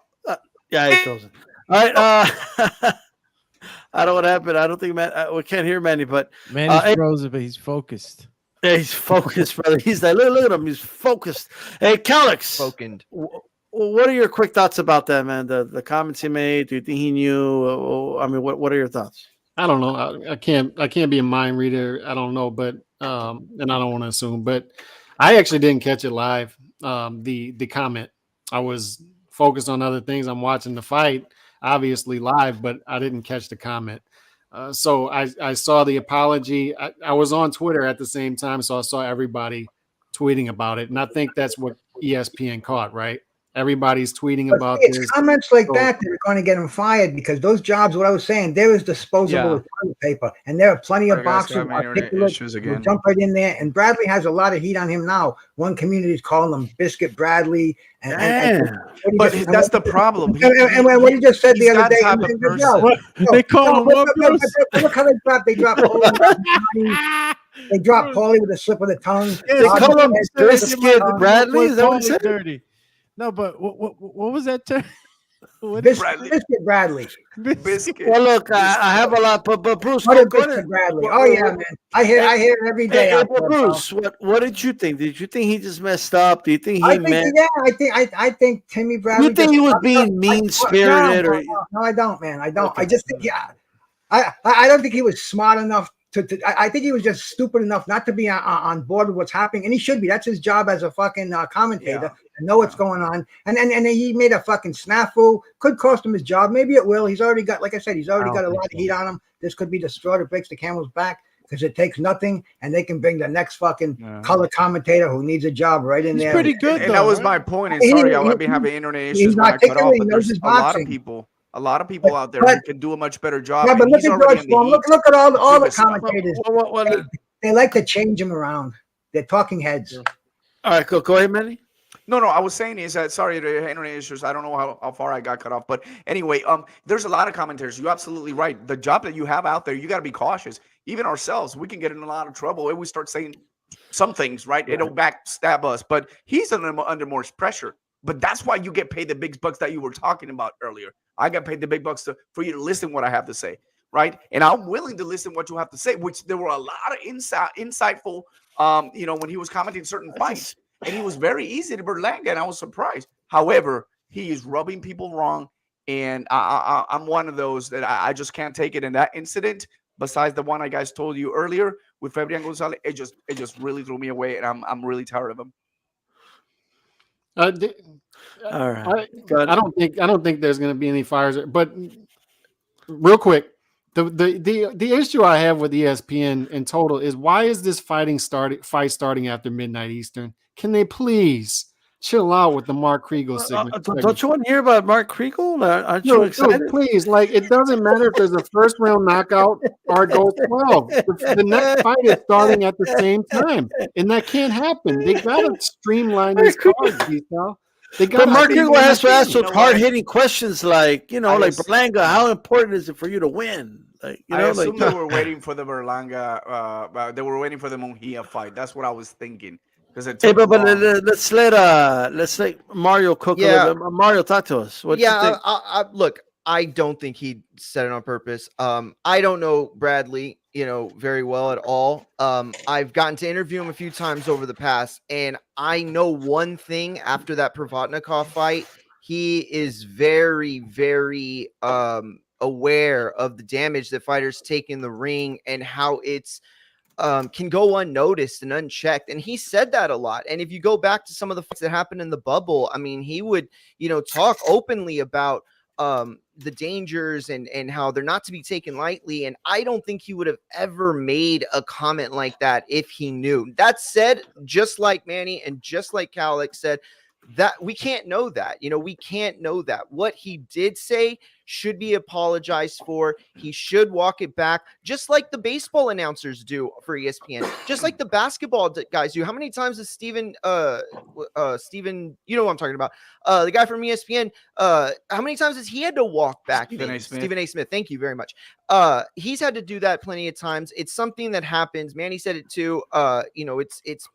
This is a job, and you're under scrutiny, and nobody's perfect. People say things, but that does not mean that it's excusable. He does need to apologize for it. But I just can't imagine somebody with his experience, with everything he went through and the health complications after that Provodnikov fight, would, ever joke about something like that.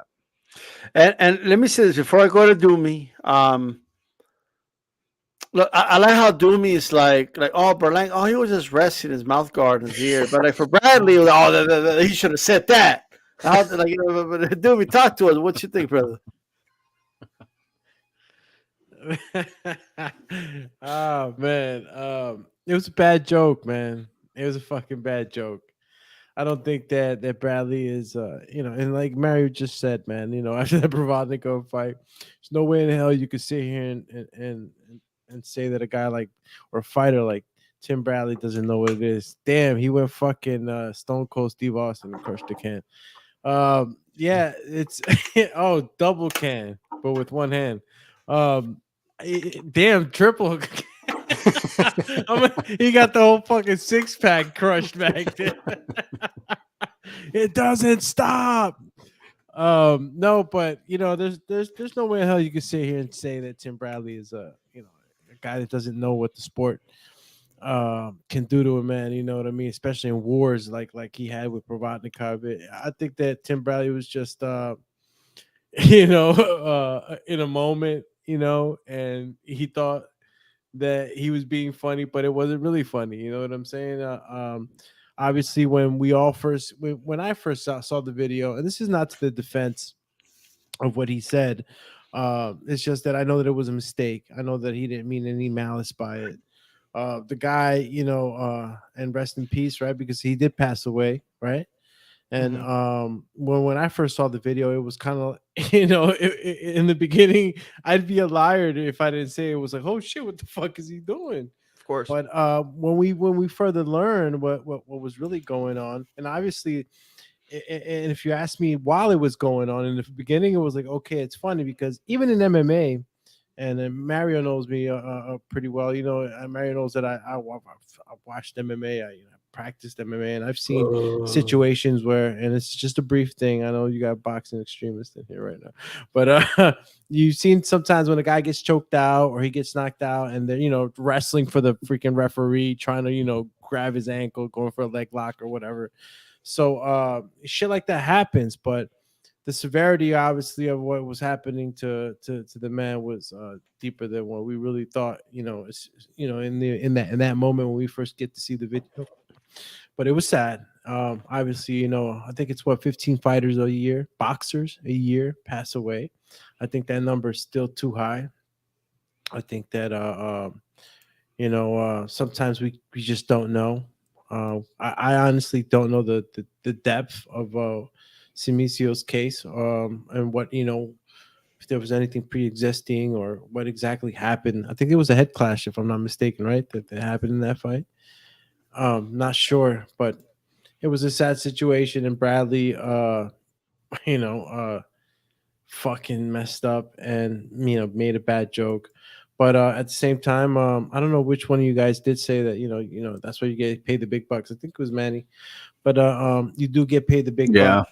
Yeah. And you got to be careful in what you say. But I'm not gonna fucking crucify Tim Bradley over this. I think that it's just something that he just said in the moment.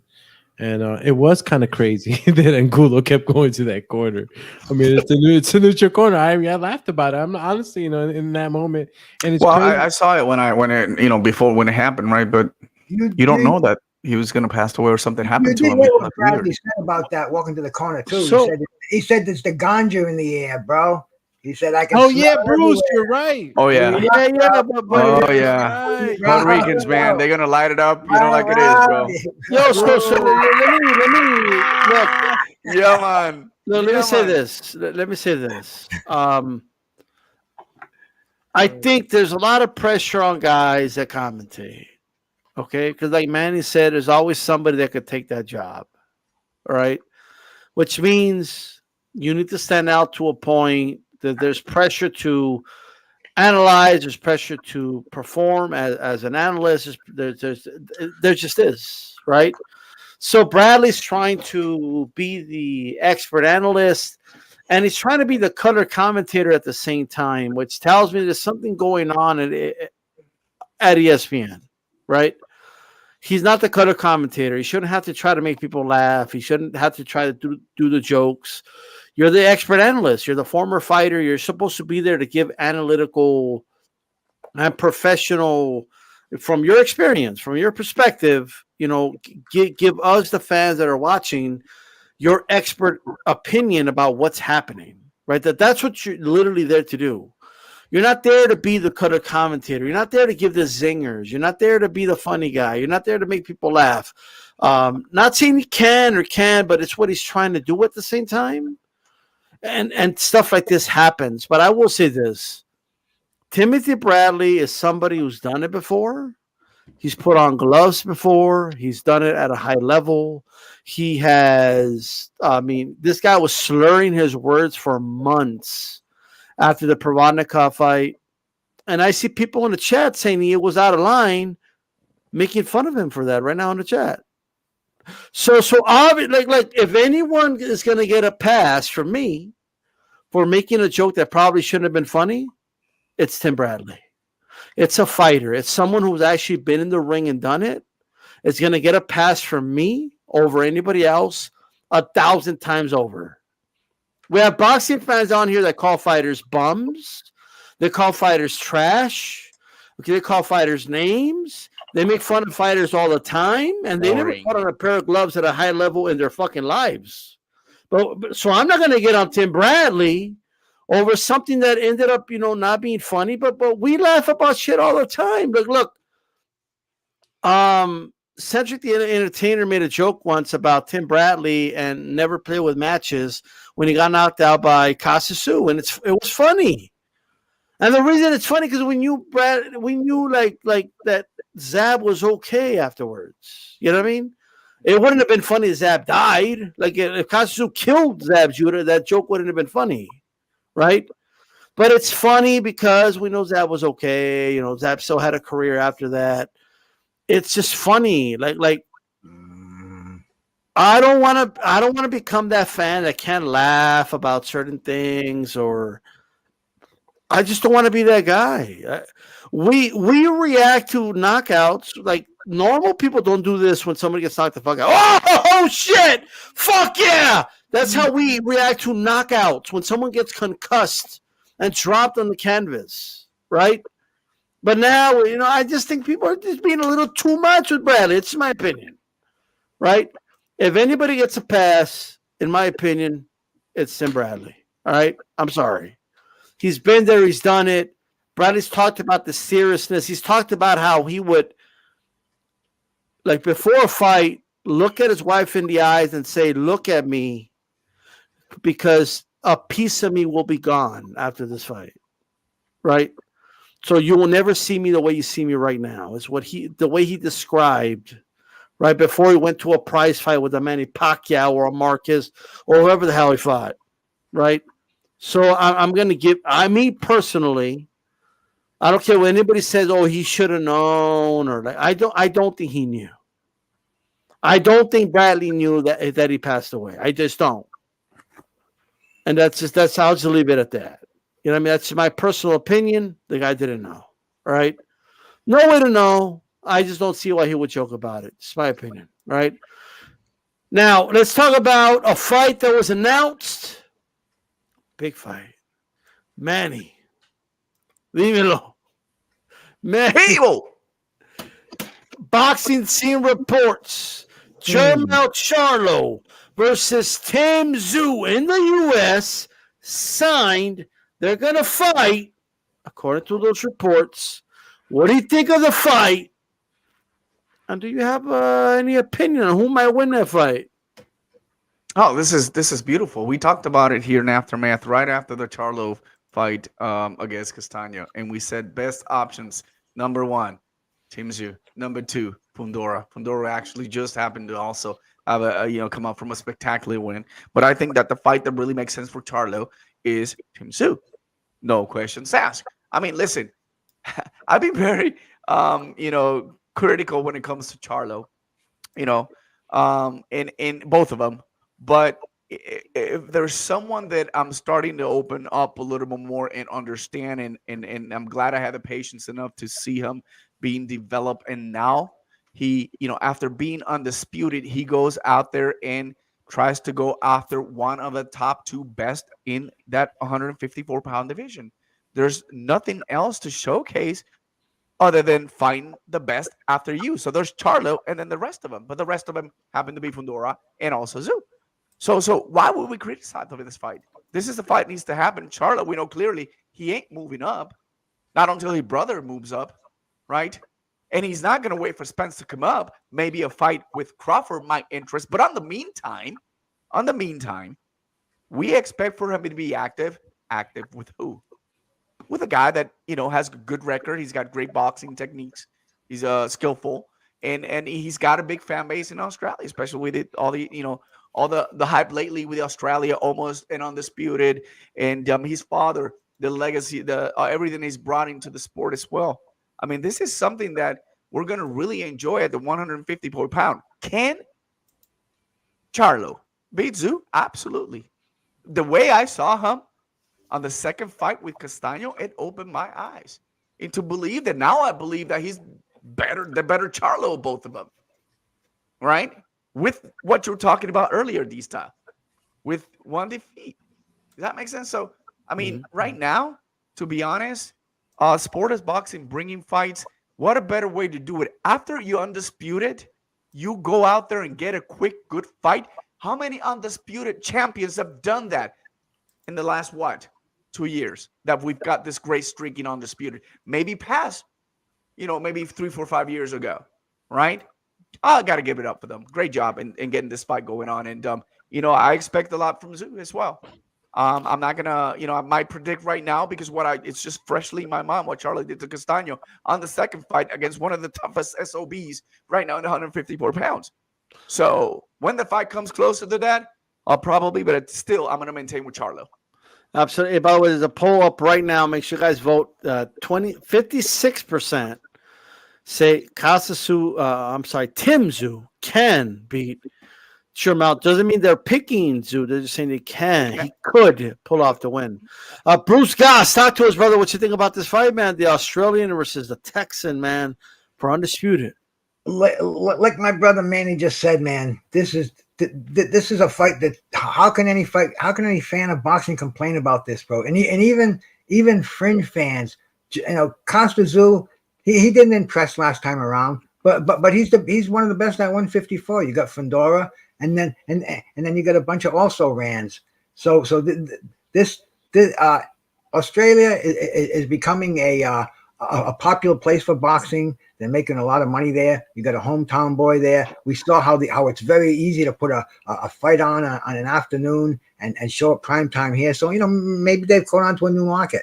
I mean, as far as the fight goes, I just think Charlo is here and Tszyu is here. Will it maybe get here?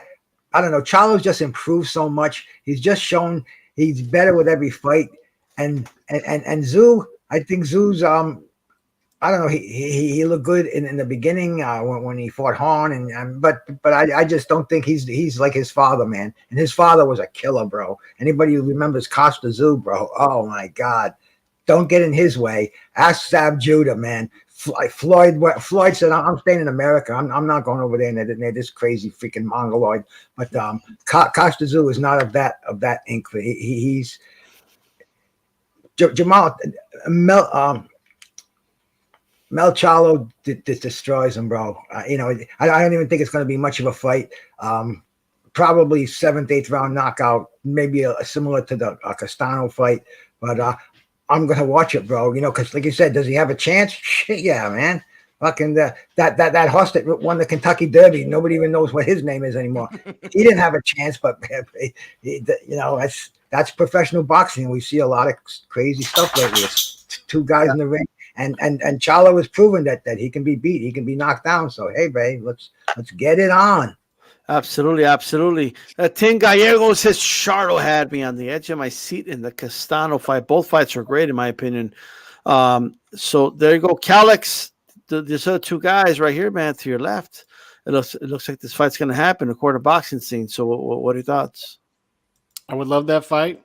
I would love Jermell sticking around at 154, but not so fast. The IBF is saying that the WBO skipped the line, that the IBF mandatory has been in line since 2019 waiting, that they also have a signed contract with Jermell Charlo. So I'm not so sure we're going to see this fight. The IBF mandatory Bakram Martazeliev may be next in line, and he may get the shot. Bakram Martazeliev. So he might get the shot ahead of put him in there with the towel. Well, I don't mean to pour cold water on this thing, but I'm not so sure this Tim Tszyu fight's gonna happen. Come on, the IBF wants that 3% now. You know what I mean? I'm just saying. You know what I mean? You're right, but they're saying this guy's been in line for 3 years waiting for his fight. He's got a signed contract, so maybe this is a shakedown. I hope so. Maybe I'm still hoping that Charlo versus Tszyu happens. Love the fight.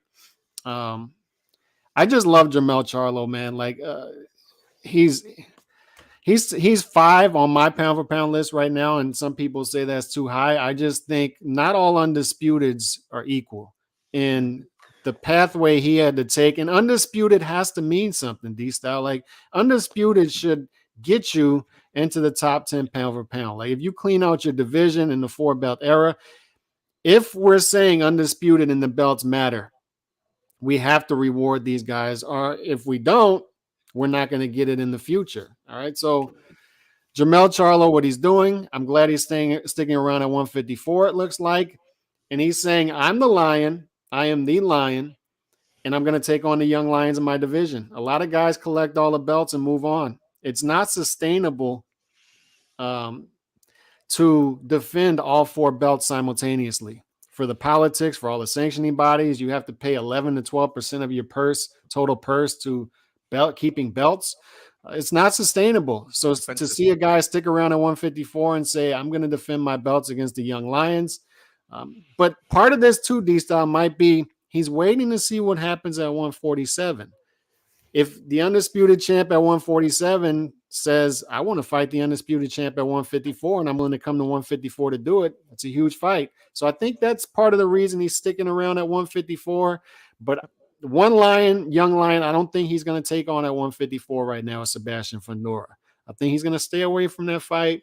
Fight a Tszyu, who's an easier fight for him, but still a good fighter, and see what materializes at 147. And if nothing materializes, then he moves up to 160.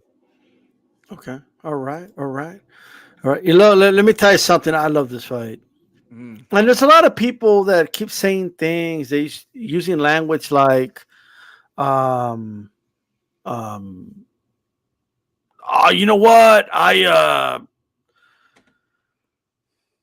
He's not ready. Like language like that. And it's like, how much more ready does a contender need to be than he's the mandatory? Like you know what I mean? Like what do you guys want?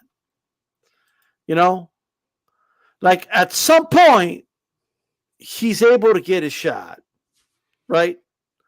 At some point, he needs to be able to qualify for a shot. So, and I get the story. Oh, Vargas, look at him. They threw him in there with Trinidad, and he wasn't ready. I'm a believer in destiny. That's me. Like I believe in destiny. I believe that either you're destined for it or you're not, right? So either you're destined to be one of the best fighters that ever lived, either you're destined to be an all-time great, or you're not, or you're just like everybody else. And there's nothing wrong with that. But if Tszyu is that dude, he'll beat Jermell Charlo. If he's not, then he'll lose. And he could still be that dude, but maybe he needs to take a different path. Like, for example, the Boom Boom Mancini path. Bruce Goes will tell you. Bruce Goes, or Bruce Goss, I'm sorry. Bruce Goss. What happened when Boom Boom Mancini, as a young lad, got in the ring with Alexis Arguello? Oh, well, he was it was a great fight, but he was ultimately schooled by a master. But that didn't stop that little fire plug. He went the WBA route. He got the WBA title. He avoided a rematch with Alexis Arguello, but I mean this is what great fighters do, bro. They fight. And you know, I said it earlier, man. You're a fireman. You've been trained. You passed the academy. You're a fighter. There's a five alarm fire. Your first line in the job. You're not going to go look for a grass fire to put out, bro. This is the nature of the beast. You're looking for greatness in this sport. You're not looking to be a I mean, bro. You say it, Kyle. You said you know how many years Jermaine Taylor was pro before he fought Bernard Hopkins for the lineal championship? 4. He was 4 years in. And guess what? 22 fights in, and he won. And he won, bro. Like the guys that are destined to do it. Like it's just the way it is. And this is boxing. There can always be a Leon Spinks. Remember that, bro. Look. Anything can happen. Look, Canelo lost to Floyd. He got schooled. And then look, he still had a great career. Like this whole idea, like, okay, what's the worst that could happen to Jermell? I'm sorry, to Tszyu has everything to gain, and I don't care what anybody says, and nothing to lose. Absolutely. That's just the truth. And Jermell, look at Jermell's. He's the perfect example of a guy that says, "I'm going to take all the challenges, and if I lose, then I'll lose, and I'll come back, and I'll try to beat him in the rematch." People said, "Oh, I thought I felt he lost the Castaño fight." Then he came back and knocked the dude out. Yep. No questions now. Let's leave no doubt. Now, look, I felt he won the Harrison fight, but it was close, right? The first one. But he came back, he knocked it. But by the way, Challenge Pros, I can't believe there's over 50% of chat that believes Tszyu can beat Charlo. Charlo flatlines this dude. I'm taking bits now.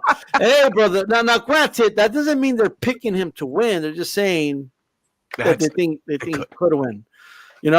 But look, I'm looking forward to this fight. I don't think there's already people I've seen him. Oh, he's ducking the Towering Inferno. He's like, look, bro, you can't duck if you're fighting one of the top dudes. Mm-hmm. Like, you know what I mean? You can't. It's not the Royal Rumble. You can't fight all of them all at once, right? You could only fight one at a time. I think it's a great fight. Here's another one. Yeah, go ahead. No, I was just gonna say one last thing. Like, people need to stop with they need to take their time with this guy and like act like a boxing fan. We're boxing fan. Act like a boxing fan. Like I said, Jermaine Taylor fighting Bernard Hopkins. That's one example, but that was a huge step up. He wasn't fighting anybody close to that, and he was four years into his career, and he fought him, and he beat him. So, and especially with Tim Tszyu has a name. D-Style. If Tim Tszyu loses the fight, he still has that Tszyu last name. He's going to get opportunities. Yeah, absolutely. Shots Pro says Tszyu is the Australian Berlanga. Let's be brother. Come on now. Hey, well, what does that mean? Whoa. As a Puerto Rican, what does that define mean? That. Wait a minute. Define what you're trying to talk about. The Puerto Rican's mad right now. What do you mean by Berlanga? Is it great? Knocking dudes out or what? You mean Berlanga before the Rose fight? Like, before 16 fights or after? Oh, he came in on the peak. Sorry, you came in on 14 fights. You enjoyed too. Yo, hey, shout out to Chauncey Pearls, though. I appreciate the support, brother. Hey, another guy that's calling guys out for better, for worse. And and I'll get your guys' opinion on this, but Josh Warrington called out Leo Santa Cruz. All right. He wants to fight him in the U.S. At first, I was like, this guy, Josh Warrington. And then I thought about it like, that's a good fight. Calix, what do you think of that fight, brother? I like the fight, but isn't there some sort of hang up between Leo Santa Cruz and why his fight's not happening recently? I think there's some sort of management issues. Leo's the only dude that can hold on to a belt for 4 years and never defend a belt. It's unreal. How is this guy still ranked? But I think there's some sort of issues with they're holding. He got the tank cloud. He got the tank cloud. You know what I mean? So I would love that fight, but I just don't see it happening. There's something going on with Leo Santa Cruz and his management and his promotion that they're holding up another fight that's supposed to happen. So I just don't see that fight happening. Oh shit! Another Puerto Rican came out of there. Well, what you mean about that? African? What do you mean about that, Chauncey Pearl? What are you trying to say? You know what I mean? Hey, what's going on, Haplo? How's it going, brother? Pretty good, man. How are you guys? Look at sporting the Puerto Rican flag, and the hat. You know what I mean? Like he couldn't help himself. You know what I mean? It is what it is. But hey, really quick, what do you think about Jermell Charlo, Tim Tszyu? What do you think about that fight? That's a stupid fight for Tim Tszyu. The guy looked like shit in his last fight. He's got no fucking chance against Jermell Charlo right now. So here's the Berlanga. Maybe 3 years from now, if he really, steps up his game a little bit, he'll have a chance. But right now, Well, he won every round after he got knocked down. Okay. Against who? Against Gaucher. Gaucher's a top 10 dude. You know what I mean? I'm just saying. But, well, Charlo's an undisputed champion, bro. No, you're right about it. I mean, that's definitely a step up. There's no doubt about that. Warrington wants Leo Santa Cruz in the U.S. What do you think of that fight? I'm not a big fan of either guy. I would have to lean towards Santa Cruz just because of his experience, and I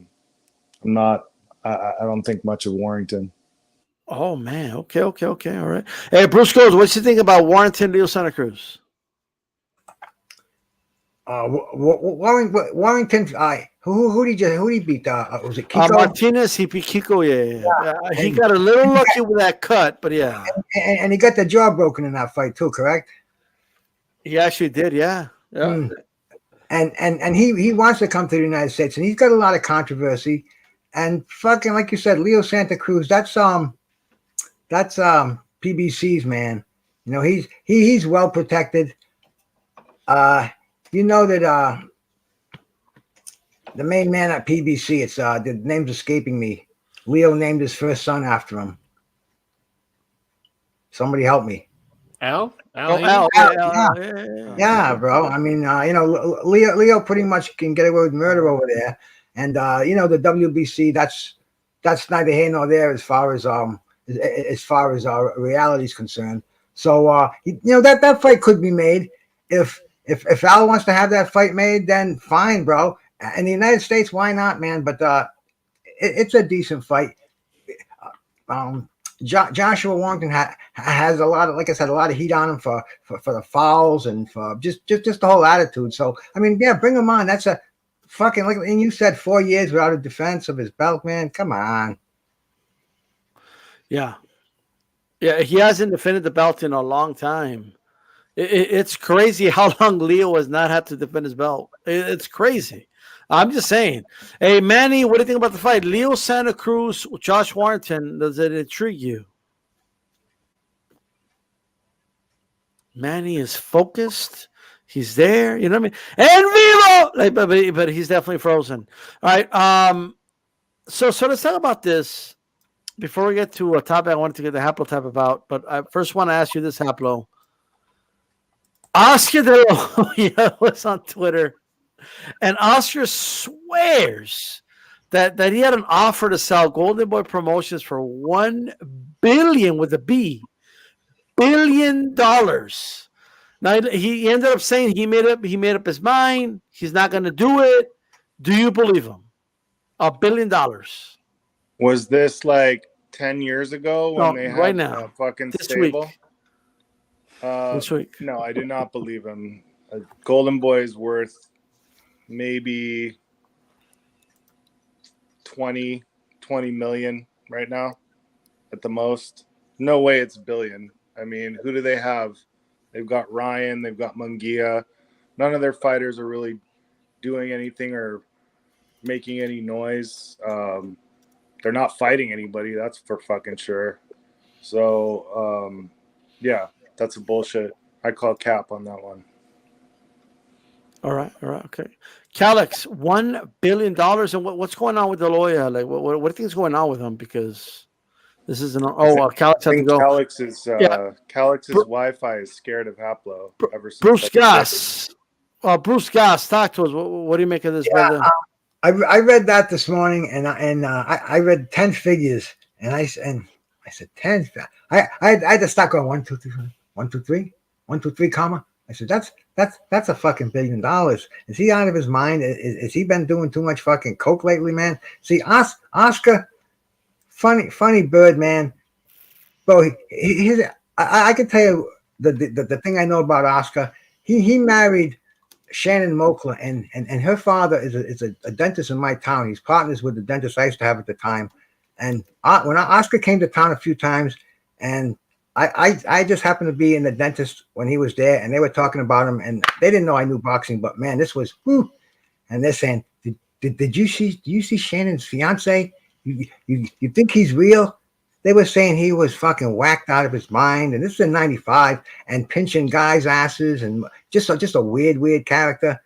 And man, you know, I don't know, Oscar. I thought he was a great fighter. I thought he had that killer instinct. I admired his whole fucking career, but everybody has their own dark side. I think Oscar's in his retirement years. You kind of let your passions take over your life, and I don't know if he's speaking through his act. $1 billion. I would say nothing. It would be a done deal. I mean, Oscar, he doesn't look like he's having a good time at the fights anymore. I don't know, man. I don't know if it's the real deal, or if that's just waking up from a freaking 3-day coke binge. You know, we'll see what happens, man. There's no way he was offered $1 billion for Golden Boy and didn't take it.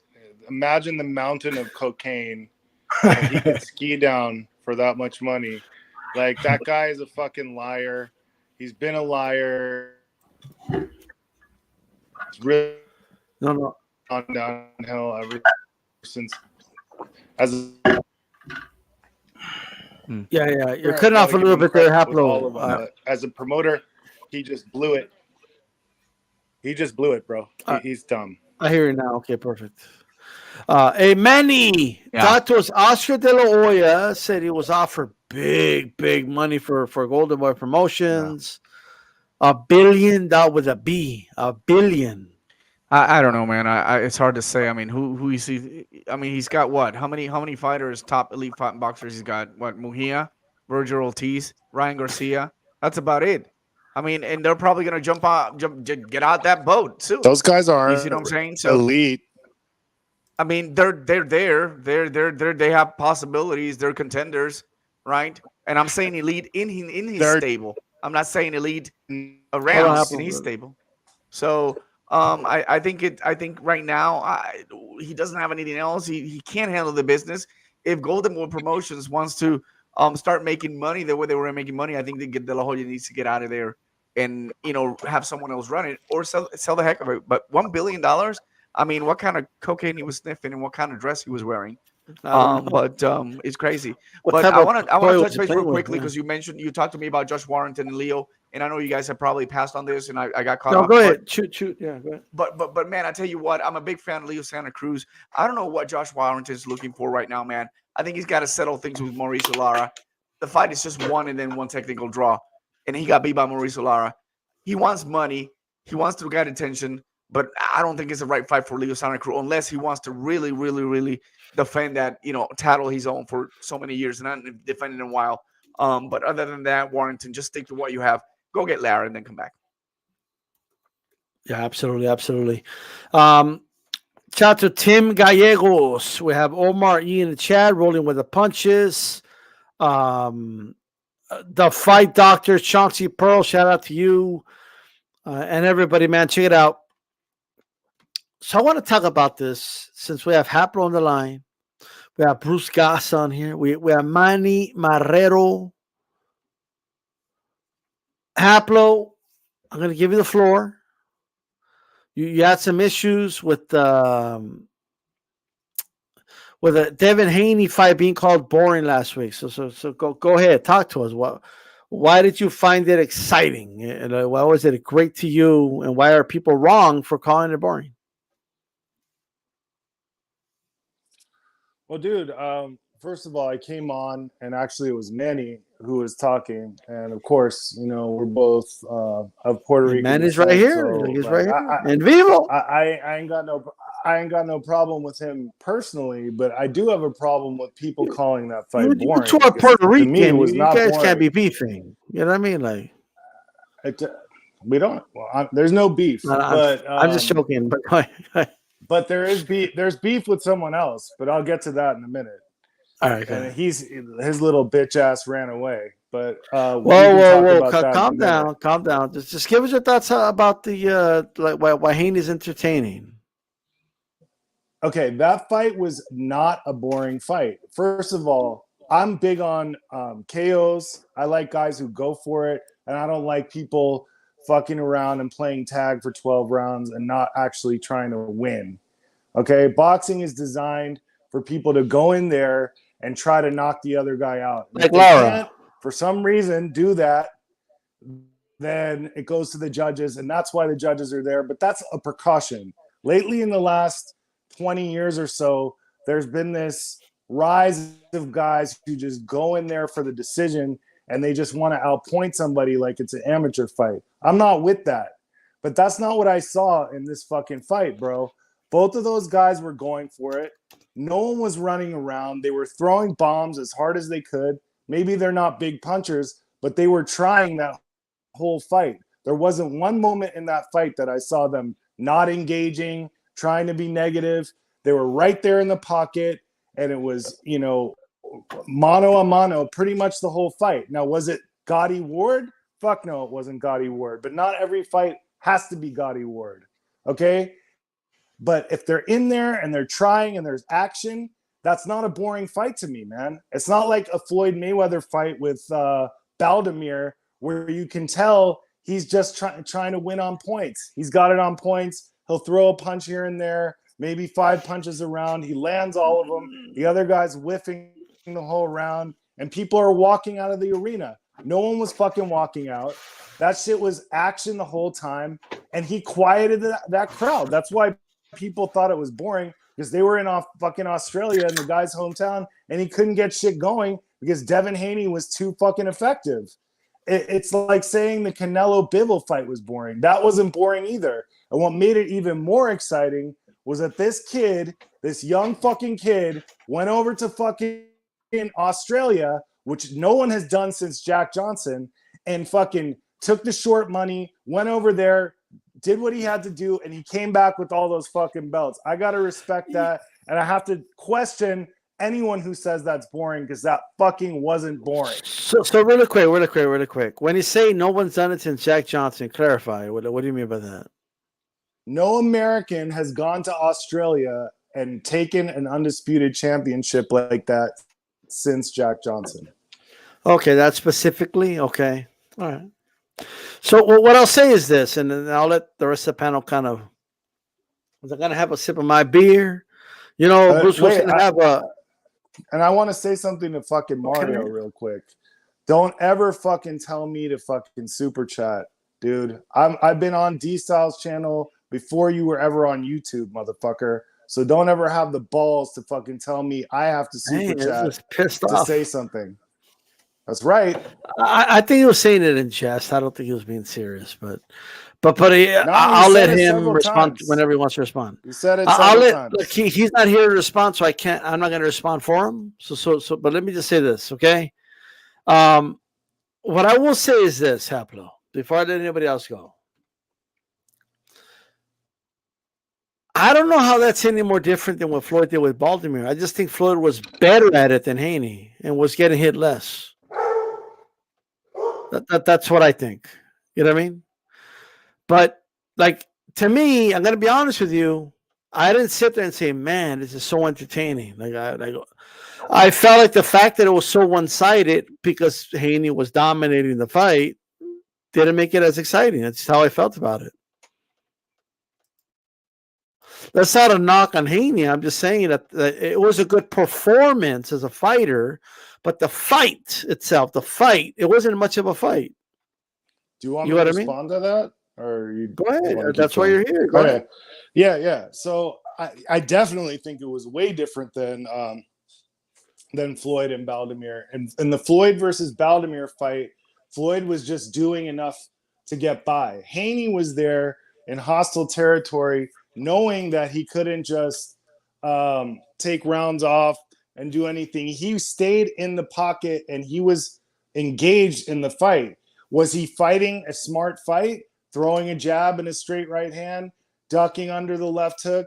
Yes, he was. But he wasn't moving around, throwing 2 or 3 pot shots and just trying to get out of the round without letting the guy hit him. He was engaging.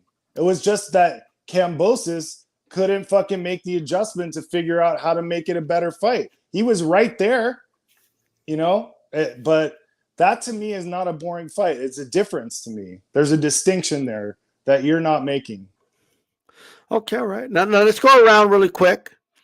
Manny, you made the comment that you felt the fight was boring. Mm-hmm. Give us your position about that. And then Haplo will respond to you, and then you could respond. And I'm sticking with it. And first of all, I respect 100% your opinion. And I think it should be the same way as you're an analyst and you're entitled to it. You should respect other people's opinion. Whether you don't agree with it or not, hey, that's a personal choice, which is fine. It's debating. Debating is what brings society to understand and get into a mutual agreement. I don't have a problem with that. Obviously, you are huge bullish when it comes to Haney. I'm not that bullish. I'm expecting maybe a little bit more. Haney did impress me in a way, his boxing skills, ability. And I talked to a couple of friends of mine that I said, watch what he's going to showcase. But he doesn't make the fights exciting. He doesn't take risks. And all he does is utilize the jab, which is boxing skill, move around a little bit, throw a little bit of combinations, not much power, nothing else that I could say, wow, I mean, clearly he beat a B to a going to a B plus half undisputed champion in Kambosos. Kambosos was a great time at the right time when he beat Teofimo Lopez. And I give all the credit to him in the world. He beat Teofimo Lopez. Whether it is he couldn't make the weight, whether it's he's having issues, or maybe the fame got into his head, who gives a shit about that? Kambosos got ready. And I think right now that backstabbed him, because when he went to hometown, you know, he got caught up in the spotlight again. And I think that really affected him. And Haney did what he had to. He came with a game plan. He stuck with it, but he's not an exciting fight that I'm going to be like, wow, can Haney be a $75 pay-per-view headliner? Never. He'll never be that guy. You see what I'm saying? That's excitement, knockout, not knockout, boxing skill all through around. I give him props, and I still say it. But at this particular time, I can't say that, wow, I was super entertained. I love his skills, but now I am willing to sit down and watch what's going to happen next, whether it's Loma, whether it's Tank, whether it's Ryan, who knows? There's going to be excitement that you, Pablo, probably going to think like, wow, we need that excitement, him risk-taking to probably the other people, because just by jabbing and moving around and just punching one here, there with no power, that's an excitement for me. Go ahead, Haplo. We must have been watching a different fucking fight, homie, because I didn't see him moving around. I saw him standing right in the fucking pocket, trying to throw hard punches. And it wasn't just a jab, bro. It was a straight right hand that was landing all night. He was putting full power behind it. I'm not going to say the guy's not exciting because he's not fucking Deontay Wilder. The guy can fucking fight. He did what he could do. He was in there trying. He wanted to fucking hurt the guy. He just doesn't have power like that. And I'm not going to fault him for that. That was not a chicken shit performance where he was just moving around. I think we watched a different fight maybe. And also, I didn't disrespect your opinion. You can have whatever opinion you want. I just disagree with you, Holmes. That's good. All it is.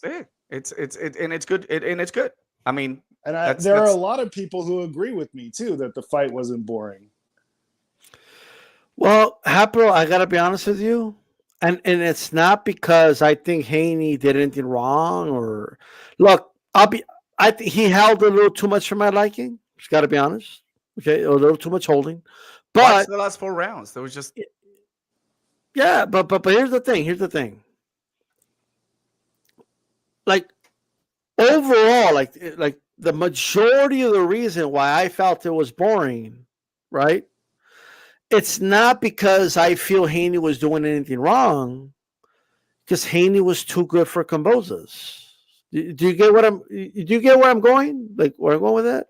But Kambosos was the guy with 3 belts, so he had to fight Kambosos. There was no other choice. Of course, I know that. I'm just saying, like sometimes, like you know, like when, like let me give you an example.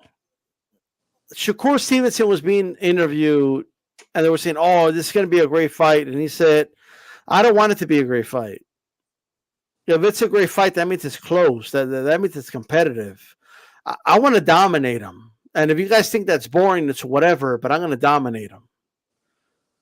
Like that's the train of thought I'm in. Like I think the reason Baltimore Mayweather was so boring was because Mayweather was just too good for him. Like, do you get what I'm saying? No, like, it was because he could have gone for it, but didn't want to. He just knew he was ahead on points and never tried to entertain the crowd. Like he could have probably knocked Baltimore out if he really went for it. I don't think Haney tried to entertain the crowd, brother. He was content with just winning on points, and that is not what I saw from Haney. What I saw from Haney was a guy who was in there trying to hurt Kambosos. He couldn't do it, but he tried. I like the jab. There was some really good 1-2s, but every time we had a moment where he could have like started peppering them with combinations, right? Like it's not like he did some Gotti Ward shit on him. So some Gotti, I'm sorry, not Gotti Ward, some Gotti Mayweather shit. That's not what we saw.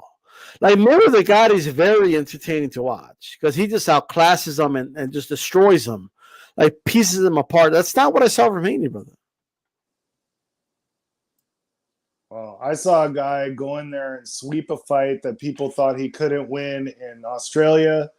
that He was a gonna favorite. get robbed Not by really the though. I judges? don't want to say that. He was people a didn't favorite. think. He I was a think favorite I in the think fight. you know Kambosos might sound be like the favorite, but when you put it on paper as an analyst and someone that understands boxing, you knew for a fact Haney was more superior than People were Kambosos. saying that Hold on. were saying, Manny, that he couldn't win a decision, and a lot of people were saying that. And that I he was couldn't one of them. win I said you did decision. because we are there, but so definitely you were Kambosos wrong. didn't. But Kambosos didn't do anything. Did you see how many punches he missed?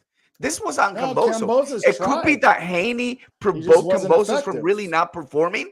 But if that was not the case, Kambosos didn't really do anything in the first 4 or 5 rounds. I mean, he couldn't land a single combination or anything like that. He landed a few overhand hand like normally he does, but it wasn't anything like we saw with Teofimo. It was a different Kambosos. Could have been Haney that prevented A different Kambosos.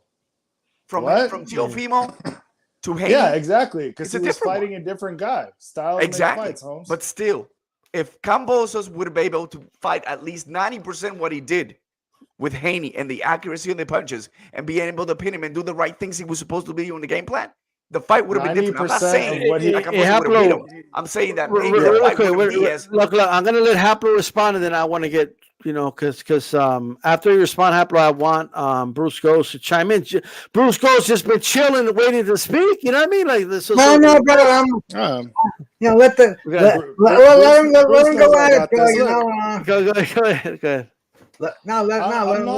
I don't really have much more to say. You just said, Manny, and I don't know if you misspoke, that if Kambosos could do 90% of what he could do against Haney, that he would have won. No. It would have been a different fight. He would have been more competitive than What he did was. against Haney was what he did against Haney. He lost he every didn't. round.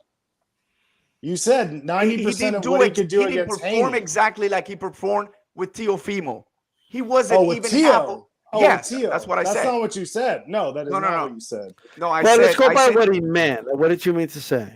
If Kambosos would have at least applied 90% of what he applied to Teofimo Lopez with Haney, Okay. I'm not saying he would have beat Haney, but I'm saying the fight might have been a little bit more interesting. That is a bullshit statement. Hey, That is a bullshit statement, in my opinion. This guy had every advantage. He was at home. Man. He was living in his fucking training camp. He had every advantage over Haney. Haney had to fucking fly to Australia. They gave him all kinds of fucking problems. That's what what do you he mean wanted he to wasn't do. at his best? He got it. If he did it. If he wasn't at his best, whose fault is that? Wait. What His. problems did they give him exactly? What problems was he given? Well, I think the visa had issues with going Yeah, out but there. they had nothing to do with there and the outside stuff that happened. Well, that's because I mean, his father had like a felony or some shit like that, or a misdemeanor of some sort, and that's So just, that's what? the He's law. talking about Kambosos wasn't at his best against Haney. What the fuck? The guy was at home. He had every advantage. The whole country behind him. Why wasn't he at his best? That's his fucking fault. Exactly. On the performance, I'm saying, man, you gotta be sometimes objective rather than subjective. So At what? The That's performance his part fucking of it. fault. At the performance part of One it, at a man. time. Go ahead, Manny. Then I you go mean- Haplo. Go ahead. No, go ahead, Manny. At the performance part of it, he did not perform exactly like he performed with Teofimo Lopez, and I think that's what you're not getting. I get it. You know the capability of Haney. Maybe. Everyone knew Haney was superior than Kambosos. Even Kambosos, 110% more than what he did with Teofimo Lopez. Haney would have still at least beat him. But if that was the case, the fight wouldn't be as boring as what happened. That's what I'm trying to say. And you got to be a So, little Manny, bit more objective. I want to than ask you a question, subjective. Manny, If you're really going to quick. come in and talk Bro. about and describe something and break down Let me fights, tell you how something. we do it. That's Let me what I'm tell trying you to say. something. I'll break it down for you right now. You're basing Kambosos' Right. performance off some high level that you think he achieved against Teofimo Lopez, who was on Instagram letting giant dudes hit him in the ribs and laughing about Yeah, that it, was fucked up. and then got into a fight where he said he couldn't breathe. Tio's the one who wasn't at 100%, and that's Tio's fault. And if Kambosos wasn't at 100% in this fight, that's his fucking fault. Devin Haney beats Teofimo Lopez easy, and he showed you that. And you're going to sit here and tell people that, dude, Kambosos wasn't at his best. Give me a fucking break, dude. All right, really quick. I want to kind of dive into this a little bit, right? So first, the discussion is, right, because regardless of whether we think he was like Haney won, I don't think anybody disputes that. I don't think anyone's taking away that away from Haney, right? The discussion is, and I don't want to divert from the discussion, that it wasn't the most entertaining fight to watch. Okay, so let me give you some examples, Haplo, just really quick. We had Michaela Mayer, female boxer, tweeting out, maybe the men should just fight 2 rounds because this is hard to watch, right? We had multiple fighters tweeting out, this is not the most entertaining fight to watch. And most people actually blame Kambosos, not Haney, for the fight being boring, okay? Because he wasn't selling out. He wasn't like, he was the one losing and he wasn't willing to, like, you know, sell out. You know what that means, right? But that doesn't mean it's Haney's fault. I'm speaking for me, that you could even argue that's, like, I remember even Calix said that's mostly Kambosos' fault. But the fight itself just wasn't an exciting fight to watch. Like I don't know what you don't understand about that. People are entitled to their opinions on I what's cannot hear you. I exciting. think you're muted. Can you hear me? No? I cannot hear you, brother. Nothing? Maybe just me. Hold on. Can anyone else hear me? Oh, my bad. That was me. My bad. Go ahead. Oh, okay. All right. What I was saying was that people can think whatever they want about what's I'm going to take a entertaining to piss, them by the way. or I'll be not. right back. All right. What was that? I'm going to take a piss, brother. Up here. Oh, okay. I was going to say, Beer popping out. gotcha. People can think what's exciting or what's not to them. I'm just saying, from my opinion, that was an exciting fight. And I don't care if it was Michaela Mayer or Mike Tyson or whoever said they thought it wasn't exciting. I just don't feel that that's the case, man. When 2 guys get in there and they're trying to hurt each other, it's not fucking, and I agree with one thing that D-Style said, which is that it wasn't Haney's fault the fight wasn't exciting. It was Kambosos being completely ineffective and not being able to turn the heat up. I don't think he didn't try to sell out. I think he did, and he just couldn't figure anything out, bro. He couldn't get around the jab. He couldn't turn Haney enough. He couldn't use his angles enough. When you're fighting a guy with longer reach and longer arms and a better jab, you got to find a way around that. You got to press him up against the ropes, get to the body, swarm him, use uppercuts, get on the inside. He couldn't do any of that. So if the fight was boring, then it's his fucking fault. But I don't think it was boring at all. I think he was trying, and I think Haney was trying, and I think that's just how the fight was, man. They both tried to win. They both tried to knock each other out, and that's all I care about, and that's what makes a fight not boring to me. When I see a guy just trying to win on points and running away, pot-shotting, playing tag, to me, that is boring. All right. Hey, Bruce Coles, you got anything to add, brother? Like, Bro, I'm not really sure what the question was, man. there's no question. We're just we're just diving into the whole conversation. No, them 2 guys didn't need me in there, man. I would have just been talking over or been talked over. As far as that fight goes, was it a barn burner? No. I mean, Haplo said that. Exciting? Yeah, to me, no. I enjoyed it. I think there was more anticipation than the actual fight itself. But Haney did what he had to do. He went down there. He had all kind of distractions. He won the fight. Kambosos, bro. I didn't think much of Kambosos. I thought he beat a compromised fucking Lopez. And I thought the fight was more anticipation, more sizzle than the actual fight was itself. The stake wasn't there. And man, I've seen so many fights live, more than all of you guys, and when you're seeing a fight live like that, there's magic in the air, bro, and when you see a spectacular fight like fucking Holmes and Norton, like fucking Gotti and Ward, you see those fights once in a while, and the Tyson fucking crazy fights that you remember all the time, and it wasn't one of those, but it was a fucking a a unification fight, undisputed for the 4-belt era, the lightweight champion. I'm glad I saw it. I wasn't bored, but it's not a fight that I'm going to talk about and remember forever. And as far as Haney winning, I say once again that fucking Gil Clancy theory goes. You know, win this one, win it ugly, and the next one look good. Well, say, hey, Haplo, give us some closing thoughts before your phone dies, brother. The next ones are awesome too. I agree with Bruce that it wasn't the most exciting fight I've ever seen, for sure. It wasn't Wilder Fury 3, but it was to me it was an exciting fight, and to me I will remember it because historically it has significance based on. Can you hear me? Yeah, I hear you. Based on the fact that he's the first guy to do that since Jack Johnson, and he did it in extremely good fashion. I thought he boxed very well. He put his punches together. He was engaged the whole time. He wasn't running, and Kambosos just couldn't get his shit together. That's not Haney's fault. That's Kambosos' fault. And I'm going to sign off. Respect to everybody, including one question, Haplo. What was Tommy Burns Australian? Did Jack Johnson have to go after Tommy Burns in his home country? No. But Burns was in Australia, and it was for the undisputed. But he wasn't. He didn't have a hometown advantage, though.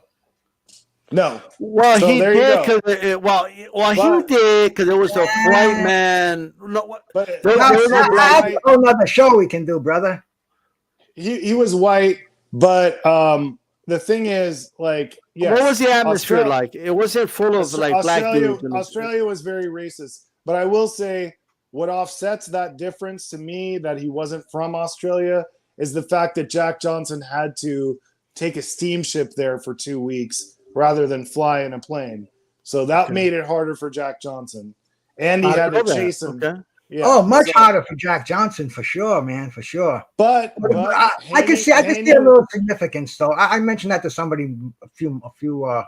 But Haney was fighting the man in Australia who was a hometown guy. All right, I'm going to sign off, guys. Respect to Manny, D-Style, Bruce. Fuck Mario. Well, Mario's a good dude. Come on. Hey, gotta always leave on the hate note, man. Come on, but it is what it is. It is what it is. Everyone's entitled to their opinion as long as you understand that other opinions. And he agrees. He said he agrees with me, but they don't. And I honestly don't agree with what he said. I never said about anything about the boxing skills. It was more about it's not memorable for me. That's what I'm saying. No one in 10 years will remember. I go back to what Shakur said. Like, I don't want this fight to be entertaining. I wanna beat them clear. Like you know what I mean? Like sometimes guys want to win that way. It's not about having a great fight. I want to have a great performance. Mm-hmm. And there's a difference. Sometimes a great performance is not good for the fans. Mm-mm. But the hardcore fans could appreciate the skill and the performance and all that. Like, you know what I mean? But it is what it is. Hey, Manny, I want to thank you for coming on, brother. Thank you so much. And tell everybody what's going on with In Vivo Boxing Podcast. In Vivo Podcast this week. We have a podcast coming up this Thursday. We're going to break it down. Our top 10. That's right. I mean, when you talk about the top 10 pound right after the roundtable, right? Visually. Roundtable. No, it'll be a studio show. So it's recorded and we'll throw it down. So we're at the studio this coming up Thursday, and we're going to have our own pound for pound list. And I know there's a debate when it comes to that. A lot of people use scales. A lot of people use accolades, belts, whatever. We don't know. We're just going to break it down like it is, give our perspective, give our own top pound for pound. Appreciate you always bringing us to the show, Gus. It's always a pleasure to be here. Guys, these guys are awesome. And Bebo, see you next time. Absolutely. Bruce Goss, talk to us, brother. Talk to us, Bruce Goss. What's going on with you, brother? D Styles, you blow my mind weekly over here. I'm proud to be a part of it, man. And hey, any of you cats, man, you can come see me, Bruce Goss, tomorrow. Bruce Goss, boxing, jazz, and more. I just threw my link out there. Tomorrow night I'm doing Tuesday night fights. I'm going to do it in honor of Larry Holmes, bro, because the month of June, this is when. Going back 40 plus years, he fought Jerry Cooney in the month of June. He fought Ken Norton in the month of June. A lot of good shit. We're going to show some fights. We're going to talk about it. I'm going to make some phone calls too because I've been in contact with a few of Larry's opponents, and who knows what's going to happen, bro. And a lot of people are welcome over there. And you got to invite me, brother. You got to send me an invite one of these days. I'm just saying. You know what I mean? Absolutely, D Styles. It seems like Tuesday nights, man. You're always doing something, but absolutely, bro. Because you know what? I'm actually free Tuesdays now.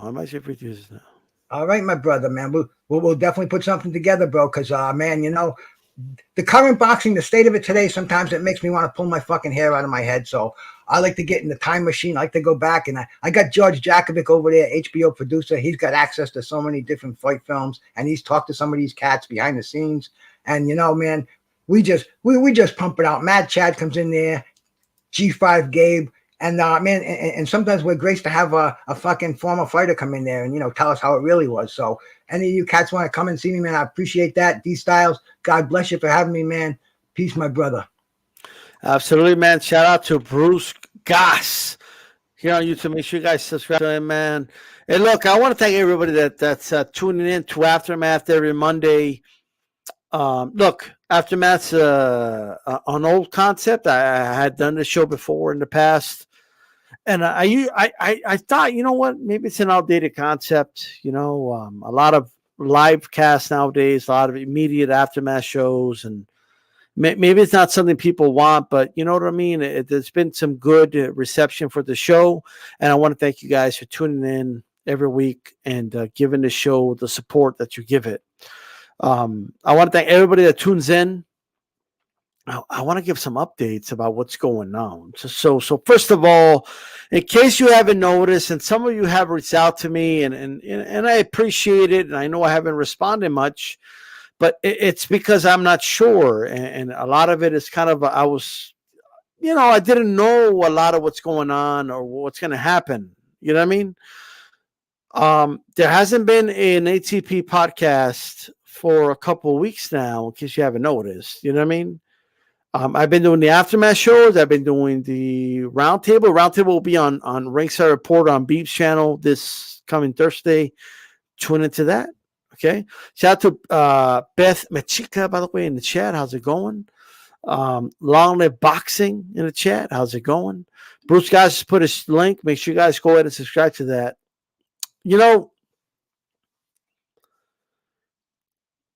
It wasn't on purpose, and it's not like planned, or the podcast just hasn't materialized the last couple of weeks, right?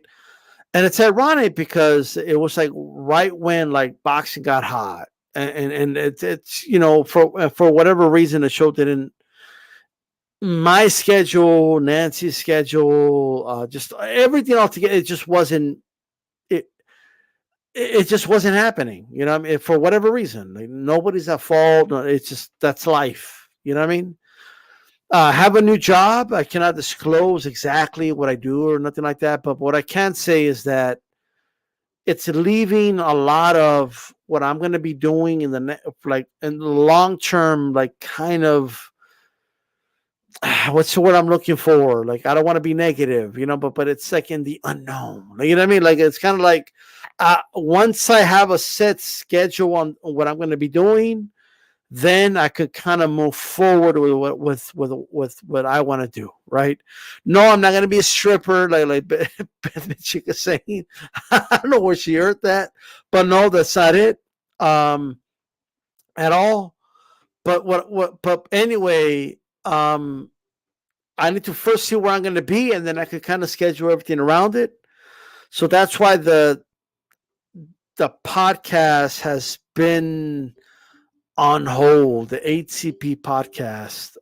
It's just been kind of there. I ain't gonna kill it. You know what I mean? HCP isn't going anywhere. Hispanics causing panic all day, every day. It's not gone anywhere. It's just kind of on hiatus right now. You know what I mean? It's just kind of like there. You know what I mean? Like, and I'm just waiting for the right moment. I've held some interviews. I've had the opportunity to try to get some interviews out, and I just haven't done it. So HCP might become a morning show. I don't know yet. It might become an afternoon show. I don't know yet. It might become an overnight show. I don't know yet. It just depends, right? So I give me about 2 to 3 weeks to figure that out. Aftermath, it's here, right? I'm enjoying doing the show. I enjoy having Bruce Goss, man. Bruce Goss is an OG. I have a lot of respect for him, and he's been loyal to my channel for a long time.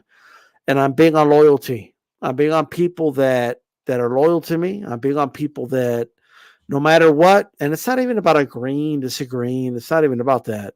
I'm just big on these things, and I'm kind of, you know, and shout out to Mario, Doomy, Calix.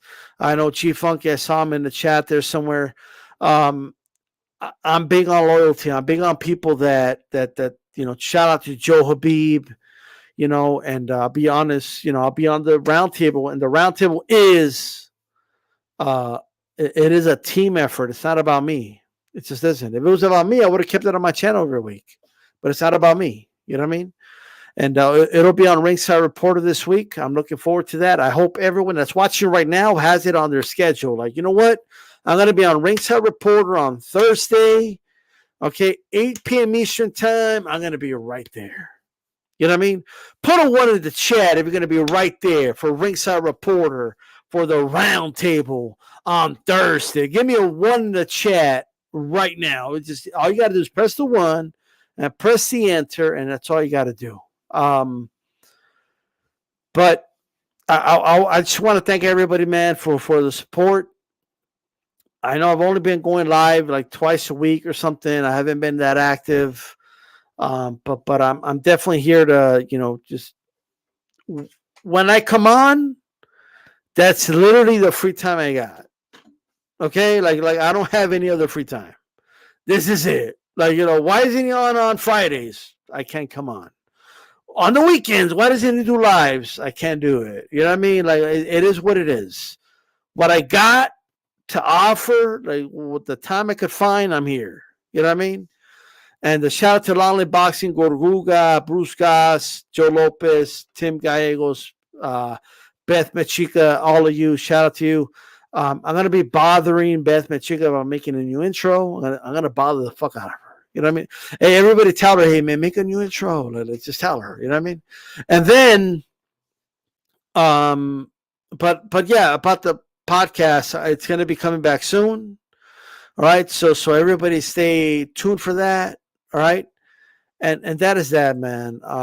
Just once again, thank you to everybody that's tuning in and all that good stuff. That's all I got. Okay. A couple of things. Look, Tim Bradley's a good dude. He's a fighter that's given a lot to the sport. He's put his body, his mind, his soul, his physicalness into the sport. Let's give the guy a break. Okay. He made some joke. He was trying to be funny on the air to make people laugh. And maybe it was a bad joke. He didn't know the guy died. It is what it is. You know what I mean? Just like, I'm not saying that to like everything about Bradley, but I don't think anybody should have in their mind that Bradley like tries to like go at people or some shit. You know what I mean? Like that's not, or has some venomous intentions on what he says. All right. I'm just saying, give the guy a break. Okay. That's all I'll say. This is D-Style Boxing. You keep it boxing. I'm out of here, guys. Peace.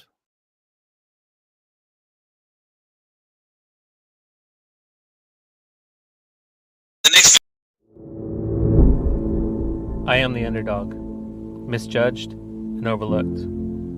Some say I don't belong. I shouldn't be here. I can't keep up. I won't last.